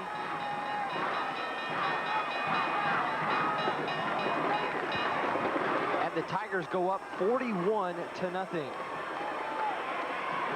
Another one of the great athletes from the state of Oklahoma, Steve Davis, out of Spiro, played football at Spiro, then went on to quarterback the Sooners, and has since become a network announcer on TV, and at one point owned a television production company in Tulsa.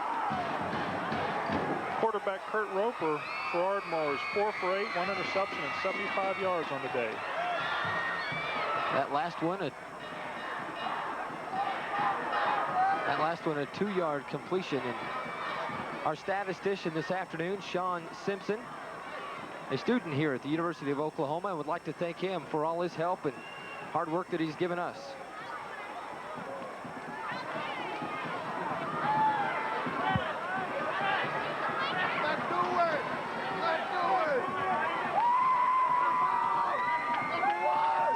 Well, it's tough for a team being down 41-0 to keep the intensity and keep playing, but I think that what I'd like to see Coach Tips for Ardmore do is start doing some substitution. Let some of these guys play that haven't really had a chance all year long, be able to play in a big championship game.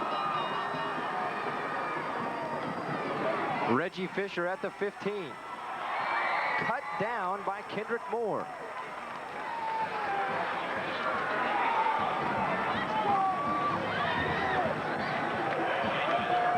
Sandy. That was number 23, Sandy Baker. I can't really look like a 22. It's a 23. Hey, we're about a mile high up here. I don't have my glasses on. Do you? We're not used to this. We're used to being right down, a lot lower, being able to see all the action. But this is a nice facility to do a game in. We got more room than we've ever had all year. Yeah, the press box size we're in now is about the size of most of the high schools that we've seen. That's right. All season long. But hey, we've had a great time this year broadcasting high school football.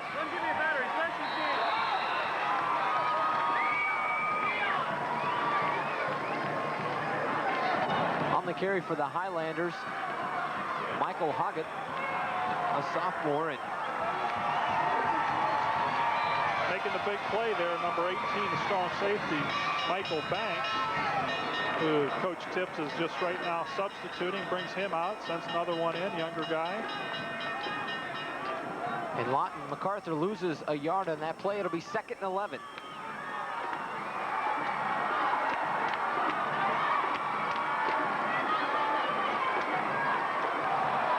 Flags come flying in as the pass from Mark Petrie to Dorsey is incomplete, but Dorsey was nailed twice.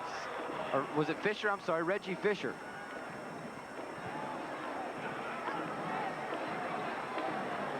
Yeah, No, it was Petrie. It was 88. Well, he was, you said the pass was sorry. from Reggie Fisher, but you could see that he was just banged around down there trying to get to the ball. Defenders didn't give him any room.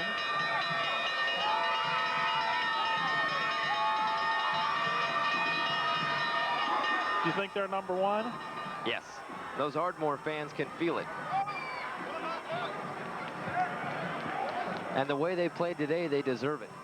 Not taking anything away from Lawton MacArthur, but Ardmore has just outplayed them as far as physical toughness on the football field, even though Lawton MacArthur, statistic-wise, looks a little bit better. They've just had the turnovers, and Ardmore's put them up for points.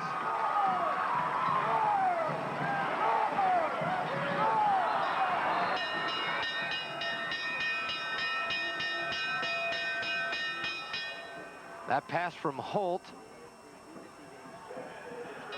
to Hoggett, incomplete.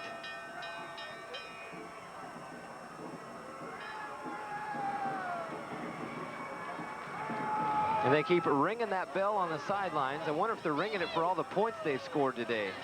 Well, they'll be ringing it all day long for that. Kind of like Texas A&M where they do the push-ups. They ring that bell for all their points. 2nd and 10, Holt in the shotgun. Throwing deep, has a receiver wide open. Underthrows him, and it's picked off by Kendrick Moore. Holt had his receiver wide open, just needed to get it to him a little bit quicker. The receiver running down the middle, Kendrick Moore was playing deep safety on that one. 5th turnover of the afternoon for Lawton MacArthur. 4 of those have been fumbles that they've lost. Tough day. Definitely been a factor today is the turnovers, and Ardmore's coming up with some big plays. They're creating them. We got 3:10 to go in this football game, and it's 41-0. Ardmore leading Lawton MacArthur. If you're joining us, no score at the end of 1. At halftime, it was 14-0 Ardmore. Then the Tigers turned it on in the second half. New quarterback in now for Ardmore. That's Michael Banks, number 18, who also doubles up as a defensive back. Strong safety. He's had a great game at strong safety, and now getting a little playing time at quarterback. He's a senior also, 5'11", 155. I was going to say they're getting him prepared for next year, but I guess he won't have it next year with the Tigers.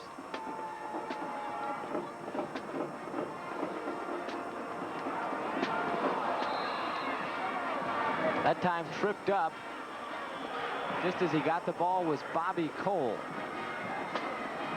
And a flag comes flying in late. Making the tackle that time was Vess Caldwell, number 87. Personal foul penalty against Lawton Mac. You can see here that just sort of a delayed handoff up the middle. He tries to break it back to the outside.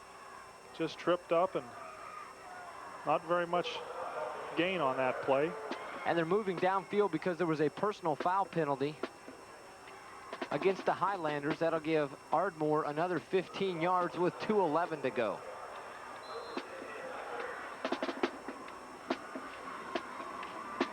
And all sorts of new names and faces in there for both teams. Banks again, the pitch to Cole. Across the 40, still on his feet. He's just a sophomore and kind of looks like he's in the mold of Denson, doesn't he? Well, they need someone to fill Denson's shoes. He's a senior and he's going to be graduating this year. And Bobby Cole, he's about the same size. They're both 5'9". Cole's listed at 160. Denson's at 165. And they're gonna have to do something to fill his shoes. He's been a great running back for them this year, over 2,000 yards rushing on the season.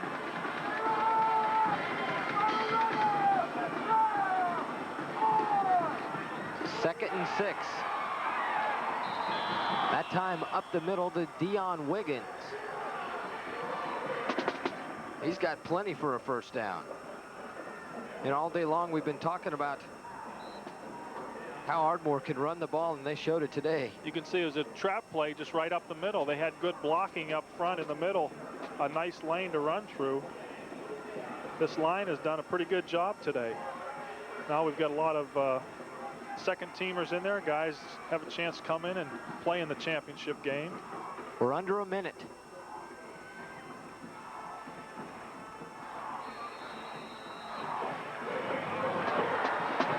Wiggins again on the carry, and he's caught immediately at the line of scrimmage.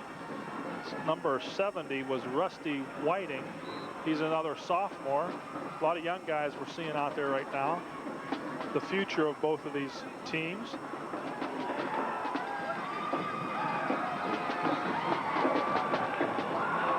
This ought to be the last play as we're down to 20 seconds to go in this football game.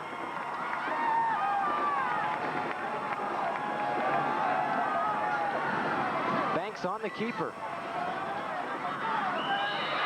Nowhere to go, and that's it.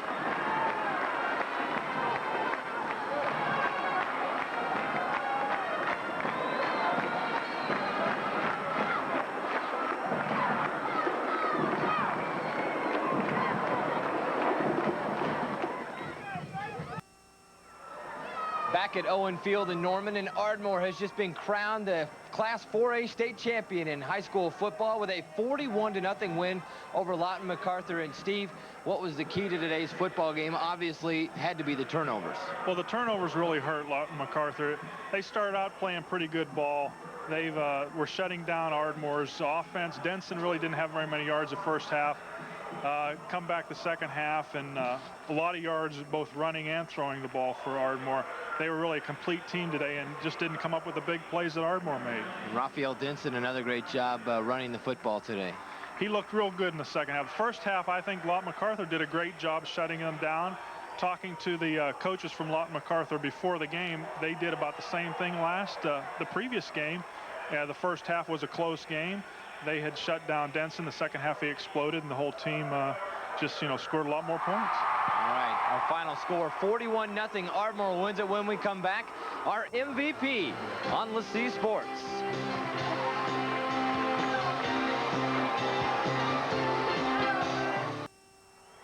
We're at midfield with today's most valuable player on this state championship day here in Owen Field in Norman. George Davenport, number 72. That's a number that we normally don't have for our most valuable player. But today, we've got somebody that truly is the most valuable player on his team on this particular day. George, you played center today. You played defensive line today. You did the kicking. And in the past, you've also played tight end, and you played some defensive linemen, and just about everywhere your team needs you, haven't you? Oh, yes, sir, I have. It's great to have the confidence from the coaches and giving me the mobility to do that. So it's helped me down the road. I think it's going to help me. Well, it's definitely helped you become an all-purpose, all-around player. And as a reward, we want to present you the LaCie Broadcasting and Arby's Roast Beef Sandwich Most Valuable Player Award for the 1990 Class 4A State Championship game. And all that with a guy that played it with a missing contact most of the game. Yes, I lost that early in the first quarter, so I had to play all game with the contact missing. Well, very good, George. You played a great game. Thanks a lot, and congratulations. Thank you. All right, Bob Collins, thanks a lot. And Steve, he mentioned it. He truly was the game's most valuable player. He was kicking off. He was punting, field goals. We saw him almost intercept a pass, but you being a lineman, you know how that goes, right? Well, you probably got all those gloves on your hand. You know, he's playing center, and it's great to see an offensive lineman get an MVP award, but he did everything for him today. Real quick review of the statistics, if we can, and goes to show that the statistics don't always mean anything, although Ardmore did kind of run up the yards in the second half. 313 total yards for the Tigers on offense. Lawton MacArthur, 217. Raphael Denson, 156 yards on the ground. Roper, 4 for 8 with 1 interception in the air. For Lawton MacArthur, Chris Burke, 97 total yards. Final once again today, 41-0. Ardmore wins it. The Tigers, the Class 4A state champions, they beat Lawton MacArthur 41-0. For our statistician, Sean Simpson, Steve August, and all the rest of us here at LaCie Sports, I'm Mike Ziegenhorn. So long, and thanks for joining us.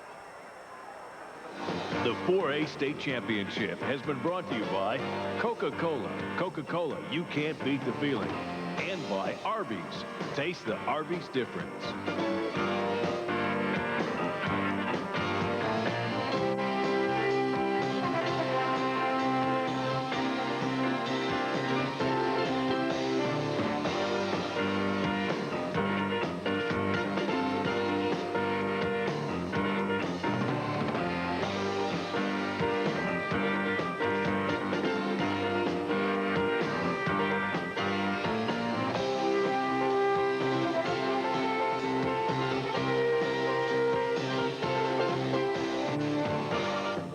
Head football coach Ronnie Tips. This is an exciting half-hour program including game highlights, in-depth interviews, and scouting reports for future games. Now, here's your host, Ron Stone. And what you're looking at here is the 1990 State Championship Trophy awarded to the Ardmore Tigers yesterday up in Norman after the big win over the Highlanders of Lawton MacArthur High School. Hello, everyone. Welcome to Ardmore Tigers Football 1990, the 15th edition this season. When you go that long, you better come home with a gold ball, and the Tigers did yesterday. Congratulations, Coach. Thank you. I just can't quit smiling. I don't know. It's just been on my face for about the last 12 hours or so, and understandable. We're real excited about it, and very thankful. Feel very blessed. Our kids, our community, and our school have this opportunity and the recognition that it's brought for them, and we're real excited about it. One of the first 2 years you were at Ardmore, you made the first, second rounds of the playoffs and everything. What was the big difference to go over the top this season? I think this, Ron, to have a state championship, and been fortunate enough to be around in 3 of those games and involved in them and in my coaching career. And as I was thinking about this is probably one thing. I think you've got to have a sound foundation. I think you've got to have a philosophy that kids feel good about themselves. I think you got to have outstanding assistant coaches that are around you and surround you and believe in that philosophy that we want to do what's best with our kids. And then the thing that seems to be prevalent is that you've got a senior-dominated ball club. And we had those things, and then those seniors came forward and just played outstanding all year long and continued to improve. And And then the key ingredient, I think, as we got into the playoff, our defense seemed to play at a different level all through the playoffs and took us into the state championship game. When you do have a senior-dominated team like that, though, what does that say for next year? Well, we don't rebuild at Ardmore. We just reload, and that's our philosophy. And I'm sure, hopefully, the carryover, the effects of this season will be such a positive thing that will help our kids next year. Okay, but before we go on to next year, let's review the highlights of the state championship game. 41-0, Tigers in a big win. Lots of highlights coming your way right after this short timeout.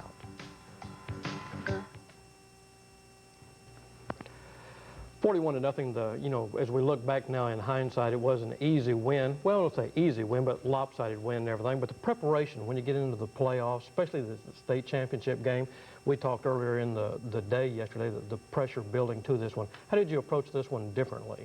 Well, it's we want to try to keep it as the preparation the same normal as what we've always done. But it's kind of hard with all the attention that particular game gets. And but our kids, probably because we're a senior-dominated team, handled it very, very well, and came out and played an outstanding football game. There's no doubt about it. I felt like that we dominated it early in the ball game. I felt like that Lawton Mac had their chances, and it gave a chance for our kids to get down. But we have a sign that says never, never, never, never, never give up, and our kids didn't. And when they took control of it, they took control of it. Opening kickoff here, Coach. Yes, that's opening kickoff, and they won the toss and deferred, and we had to receive, had that choice of it right there. We were moving the football pretty good right here. I think Raphael, this is a great block by Jerome Shannon right there, and I thought he broke it all the way, and they said that he had stepped out right back there. That'd been a heck of a way to start the ball game. But that was what, second, third play of the game? Yes, sir. I think we made a 1st and 10, and then he was in there. Then we run an option play. They did a good job playing the option, but we were getting basically what we wanted on the option. They're a very physical team, just real physical. As always. But I believe yesterday our kids were more physical than they were. This is a big turnover right here. This is early. They got the ball on our side of the 50-yard line right here. We were throwing a crossing route because they were man-to-man in coverage and laid it on the ground. We missed a tackle right there, and then Burks, this is the first play, I believe, that they have the football. See, and this is not good when you're talking about preparation, because we talked all week that we need to stop Burks, and he opens up the ball game with a 27-yard run, and now we stop him right here big time. Deion Wiggins right there, George Davenport, Kendrick Moore, those guys right there pops up, and Ricardo ends up making recovery. That was a big play right there, difference. Because they very easily could have scored, and then they're going to have another opportunity to score and be somewhere, 10 to 14 to nothing, but our kids held on tight. This is a tight punt that we get into close to the goal line, and we worked hard all week on punt coverage because of Loud, and you can see right there that he's a threat. He's a great football player that can break open a game just any time. I think the week before he had 3 touchdowns against Salisaw just on the option by itself. Here he just sprints out, miss him right there, miss him there, but those two guys don't miss him right there. That's a great play. More in the bank. You bet. More in the bank. They were all day long. Big play. Richard Agnew, I mean to tell you now, they had run that play a lot. And, we had tried to school our kids in it, and boy, they learned their lesson well on that one. Richard comes up with a big play to make them attempt a field goal. The kicker was supposed to be an outstanding kicker, and fortunately for us, he missed it wide. Missed a short one there. That gives the ball back to the Tigers. They run one play here, and that pretty well extinguishes the clock for the first quarter. So, no score. We're at a standoff after one. Back with the second quarter right after this. Coaches and broadcasters probably share one thing in common, very superstitious people. Back in '84, the Denison Yellow Jackets had a winning streak. I was covering them at that time. Got a haircut. They lost, ended the winning streak. This season, we had a winning streak going. I've had one haircut this whole season, and it came the weekend of the Duncan game. After that, Coach Tips threatened me with bodily harm if I had another haircut, so I'm a little shaggy. But the winning streak, Ronnie, that put a lot of pressure on the team this year, and they responded well to that. They sure did. They started out #1 in the state and continued that all the way. And then The great thing, though, that we had talked about many times on this show was that probably the most important thing is for us as a football team is where you end up at the end. And we kind of have a deal. I don't like too much holding your finger up as number one, but I told our kids that we win this, that we can do this right here. And we can, let me tell you, we are the best team in the state in 4A. And the thing about that, Ron, is these kids, there shouldn't be any doubt because they played 3 opponents that they'd already played before. And that rates them the best.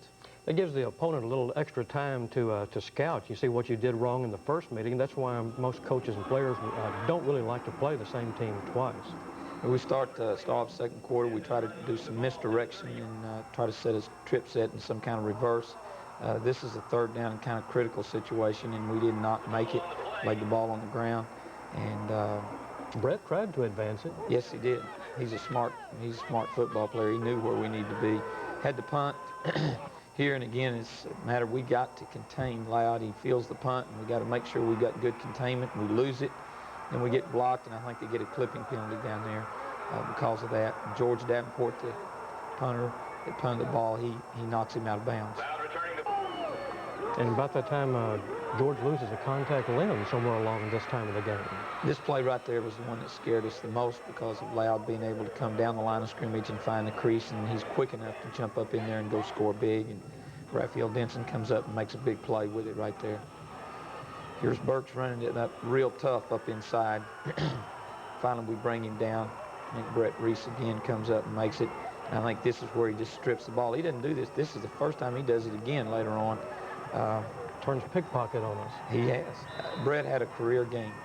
What better time can you have a career game in a state championship game? Good timing. You bet. We'd put this play in, and the reason we'd put this play in is because we run a lot of flip formation and run the pitch sweep out of it.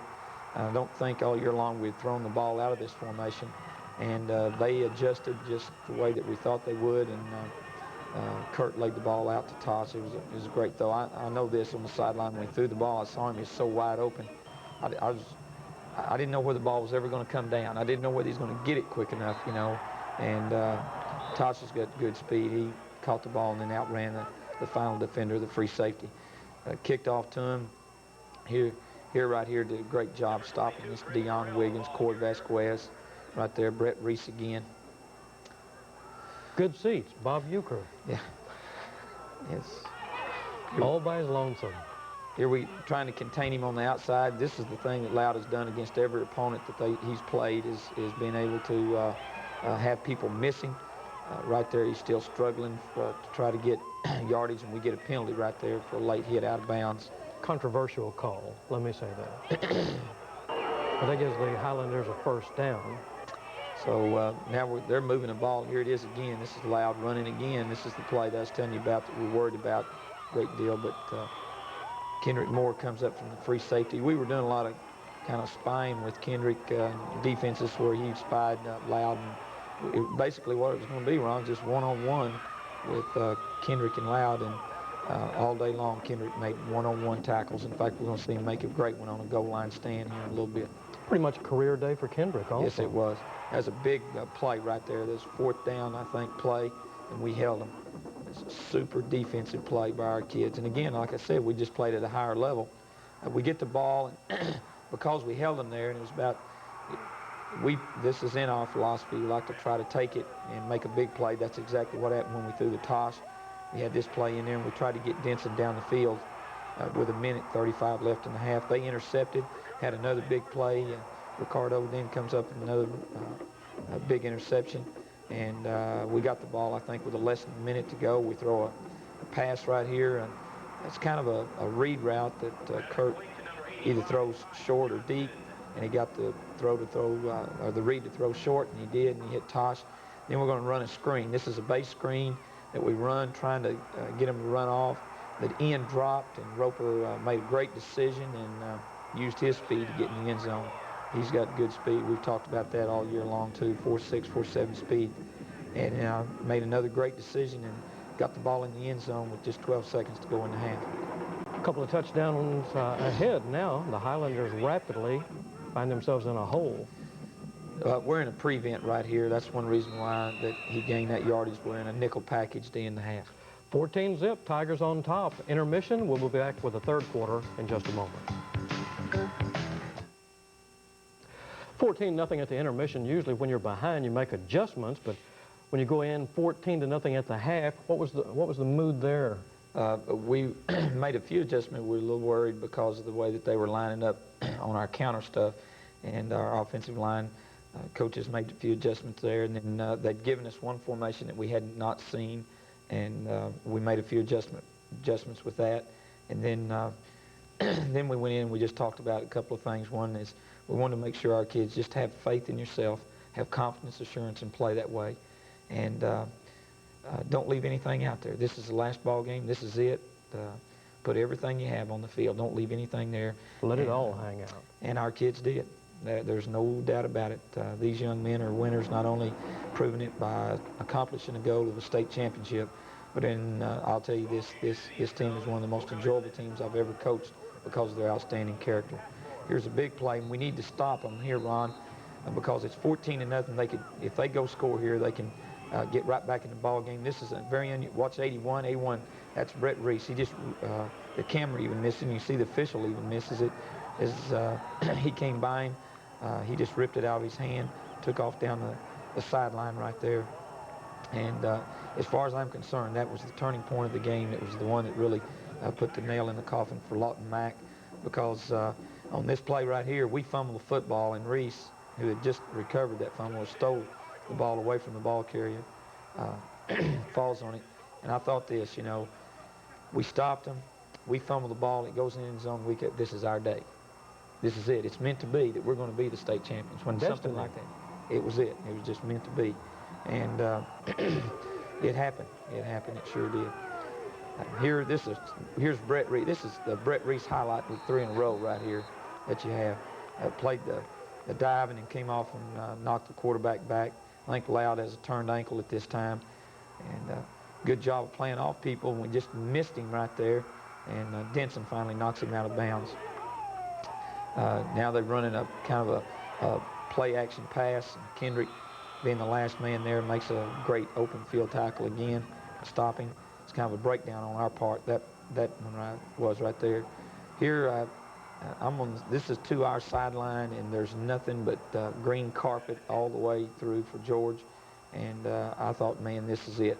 Here, this is one I was talking about, open field tackle. This is kind of what we talked all week long to Kendrick about, that he'd be one-on-one. He stops him about a half-yard short. This is third down play. This is tremendous defense, I'm telling you. And stopped him. And then they run a play right here, and you're going to watch right here. This is Agnew. Makes an outstanding play on a 4th down, and we held him. And that was kind of the utopia of our defense coming up with it. This is about the 3rd time or 4th time in the playoff that we've had goal line stands. Coach Young, our defensive coordinators, did an outstanding job. This play right here put Raphael Denson over the 2,000-yard mark for Ardmore high school football as far as a career. I don't know what you can say. You know, he's an outstanding young man, an outstanding football player. And then this right here, you see Charlie Hoyt, Wardell Williamson throws a block downfield, knocks a guy down, and then this is just the speed. We're not going to get to see this very much. People ought to savor this one right here. They ought to savor that touchdown. To see an outstanding young man, an outstanding back, the best that's ever played at Ardmore in the history of Ardmore football, make a 80-something yard run right there and made it 27-0. George is still playing with one contact lens. He's sort of a cyclops here and doing an outstanding job, I thought. George Davenport was the MVP of the game that they awarded him, the MVP of the game. Close second there. Yes. Here they when you get them trying to throw, you know, I think Lawton Mac has a little trouble throwing. And Sean Guerin, there's another senior, plays back up for George right there and comes in and made a great play. 27-zip after 3, final quarter in just a moment. 27-0 after the 3rd quarter of play. The celebration was already underway in the stands, on the sidelines. Just the players were out there killing time and everything. I think it was extremely hard to keep your mind on the contest. just savor the, you know, what better way than a coaching staff and players to know that you've got it won, you're going in the fourth quarter, and you can just enjoy it. I mean, there was a whole quarter right there that we could just enjoy this victory. It wasn't, you know, everybody enjoying it at the end. We could just savor it right on through. And Christmas come early. Yes, it did. Yes, it did. It was exciting, and all the kids were excited about it too. And I got some other kids to have an opportunity to play. Again, they try to throw a kind of a pass right here, pitch, and we covered them pretty good. But it was an exciting time, no doubt about it. Our senior kids, we get the ball. They went for it on fourth down. There's a great read by Roper, good cut, turns up inside. People blocking for him downfield, and makes it big for Raphael Denson on his career. And I think that's like 30-something, 34, something like that on the year. I'm not sure exactly. And dwell on those statistics. He doesn't dwell on them very much at all either. But that's it. That's it for 21 as far as scoring touchdowns for the Ardmore Tigers. A kid like that doesn't come along very often. No, it doesn't. Not with that character, not athletic ability built all into one person. That's something. Kickoff here, and I think this is a little short one. Yeah, that's the shortest one he's probably kicked all year long. But remember, he's kicking with one eye and one foot, I guess. Yes. Here's a dive play. Burks, I think, got hurt on the goal line stand. And Agnew stuck him down there, and he's not in the ball game. And now it's pretty much over, we feel like. Here's a reverse coming out. We knock him out of bounds right here. Kendrick again is a saving tackler again, one-on-one. Make him punt the ball. This is a great run right here on a punt return. Denson kind of jukes up in there and then comes back outside, making it to the wall. It's a good block, good lead block out front. And finally bring him down right there. You're right. That's right. Number 1. It feels great. Here's an option play. A little late on the pitch. And they're all pursuing, and here comes Denson around the corner, and he's going to introduce him to yourself, Ron. Wow. That's you holding the camera yes. right there. Pitch sweep, just patting pitch sweep for us. Great job of blocking on our offensive linemen. All those guys up front did a super job down there close to the goal line. And Brett having a career day. There's a senior right there. Going out in style. He deserves that right there. He deserves that. There's no if, and, buts. Again, had an opportunity to remember a state championship and catching a touchdown pass his senior year. So now I know we're going to probably get in a lot more of our kids in here now and playing. I think Kendrick is down on the kickoff. There's Bobby Cole, sophomore. He'll be back next year. Now that's showtime. That's it. Isn't that great? Let them teach me how to do that. Pass, and what better way to end up with another senior finishing his career at Ardmore High School with an interception, number 22, Kendrick Moore. It's been a banner year for a lot of seniors. Yes, it has. As we said in the beginning, I think that's one of the keys in state championship games. Here's Bobby Cole, pitch sweep, coming around. And that pretty well caps it off. 41-0, Tigers on top, and they're the champions. 1990 ends up with a state championship season for the Ardmore Tigers. A big reason, linebacker Coy Vesquez. How about the game today? It was wonderful. It's everything we hoped from beginning of the season, and this is great. Is this the way to go out in style or what? Oh, yes, sir. Oh, yes, sir. This is it. We're really number 1 now. What was in the game today? How did it pretty well go according to plan, Coy? Yes, sir. We did everything basically what they could have said, and it just all fell in. Tell me about the stripping the quarterback of the ball. That was kind of unique. They just handed it to me, so I took it. I just take what they give me and do what I can with it. We take it down there, scored, took it from them, won the championship. Our goal for the whole year, our goal for our lives. Now we just got to make some new goals and go on from there. Tell me about about the one, the pass over the middle, the last touchdown? That was pretty important to you, wasn't it?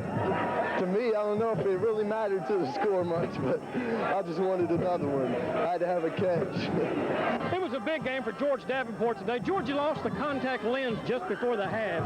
How big a part did that play in your kicking? I did a little bit because I was only able to see out of one eye. It's kind of have to adjust a little bit, but it didn't really bother me that much. How about Lawton Mac? Did they show you anything that you didn't prepare for this week? Hey, we prepared great. Coaches prepared us wonderful.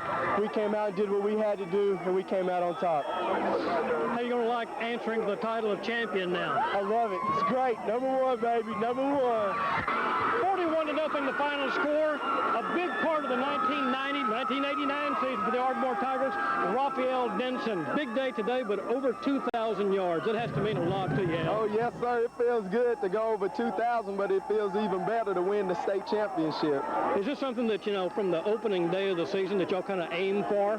Yeah, during spring workout, we set our goals to make it to the state championship and win it, and we done it. Every week, it seems everybody is keyed upon you and everything, but you've always come through. How do you maintain your composure when they bottle you up early like that? Oh, the coaches, they tell me to keep my composure and let it happen, because sometimes I go out and I try to make it happen, and they just say, let it happen, and I went out and let it happen today, and it happened. Jerome, tell me about the feeling coming into this one. I know this one means a lot, especially to the seniors this season. Speechless, huh? Yeah. I like our theme, my time has come, and we've been shooting for that for 3 years, and we finally got it, and I just want to thank the Lord for being here, and I want to thank him for letting us just have this victory that we have here this afternoon. And I want to thank my mom, I want to thank my dad, everybody, because if it wasn't for them, I wouldn't be here. And I want to thank the Ardmore Tigers for letting me play with it. Kendrick, the hit over on the sidelines, they threw the flag on. I thought it was a clean hit. The guy was still running. What'd you think? Well, I was going over there, and somebody had a hold of him. I thought he was still in bounds, and he was already up, so I just went over there and hit him. But unfortunately, they gave me a penalty, but that's how the game goes. But we still came out with the championship. We number one still. Yes, sir. How about the shutout? Was that important to the defensive squad to shut them out in front of everybody? Oh, it wasn't important, but it's great to do it, though. Last week in the state semifinal against Tulsa McLean, Chuck Gay didn't get to play in that one because of the knee, but boy, this was an important game for you. Yes, sir. State championship game. All my life I've dreamed since I was a little kid to play in a state championship game, and I wasn't going to let a knee hold me out of it. Did they throw anything different than the first game defensively at you, Chuck? No, sir, not really. They had a few different stunts, but basically it was the same. How you going to like answering the title state champion? I'm going to love it. I'm going to love it every day. Another one of the big cogs in the defensive secondary, Michael Banks. Mike, did they show you anything defensively that, you know, on the offense from the September meeting that you didn't expect? Well, they threw halfback passes this time. The last time, they didn't throw any halfback passes at all. Y'all must have been giving them something, a new look, since they kept changing quarterbacks so often. Well, I guess he got hurt. We don't know about all that. He just went out. How you going to like answering the title state champion? I'm going to love that. I'm going to love that. State championship game still pretty close today until Tosh Johnson made a great catch. Tell me about that one, Tosh. We just put the pass play in this week, and we knew that they'd be keen on Raphael, and so what they did, Kurt faked it to L and rose up and hit me down the sideline. We knew that the corner would bite on it, and he did, and it was just 6 after that. Y'all didn't pass as much as I thought you would with them keying on Raphael so much. We didn't need to. You have a back like Raphael Denson, I mean, it's just, he gets over so many adversities. It's amazing. You know, state championships don't come along very often, so you get to celebrate them the way you got a nice hat there, Mike. Yeah, I love it. It's my favorite hat. I wear it every day. We deserve it. We worked hard at it. We came out here and took the game away 41-0. So we deserve this, and the crowd just love it, and we love it. What was the feeling against Lawton Mac the second time around? Well, you know, it's always hard to beat a team twice. And, you know, we did it this year against Altus. We did it against Douglas. And now we came against Lawton Mac for the state championship. We just got together and came as a unit and just did it. It's always tough, but we managed to do it again and prove that we're number one. What a happy group. 15 weeks of football. It's been a lot of fun here on Channel 12 every Sunday night, and we thank you for letting us be a part of it. We also want to thank the sponsors for making this program possible. If you would, make a comment to them, tell them how much you appreciate it. Also, our appreciation to the coaches and the players for letting us, you know, endless questions always in the media, the people that have worked with us. You'll see some names roll at the end of this. My thanks to Ethan Rowland and the rest of the crew that helped me with this program. It's been a joy. And finally, thanks to you, Coach. Congratulations again. Thank you, Ron. Thank you and your staff. This is a great, y'all do a tremendous job here, and our community appreciates it, and our kids appreciate it, and we appreciate you. It's been a labor of love. Again, the Ardmore Tigers, state champs in 1990. Congratulations to the city as well as the team. Until next season, thank you for joining us each Sunday night here on Ardmore Tiger Football.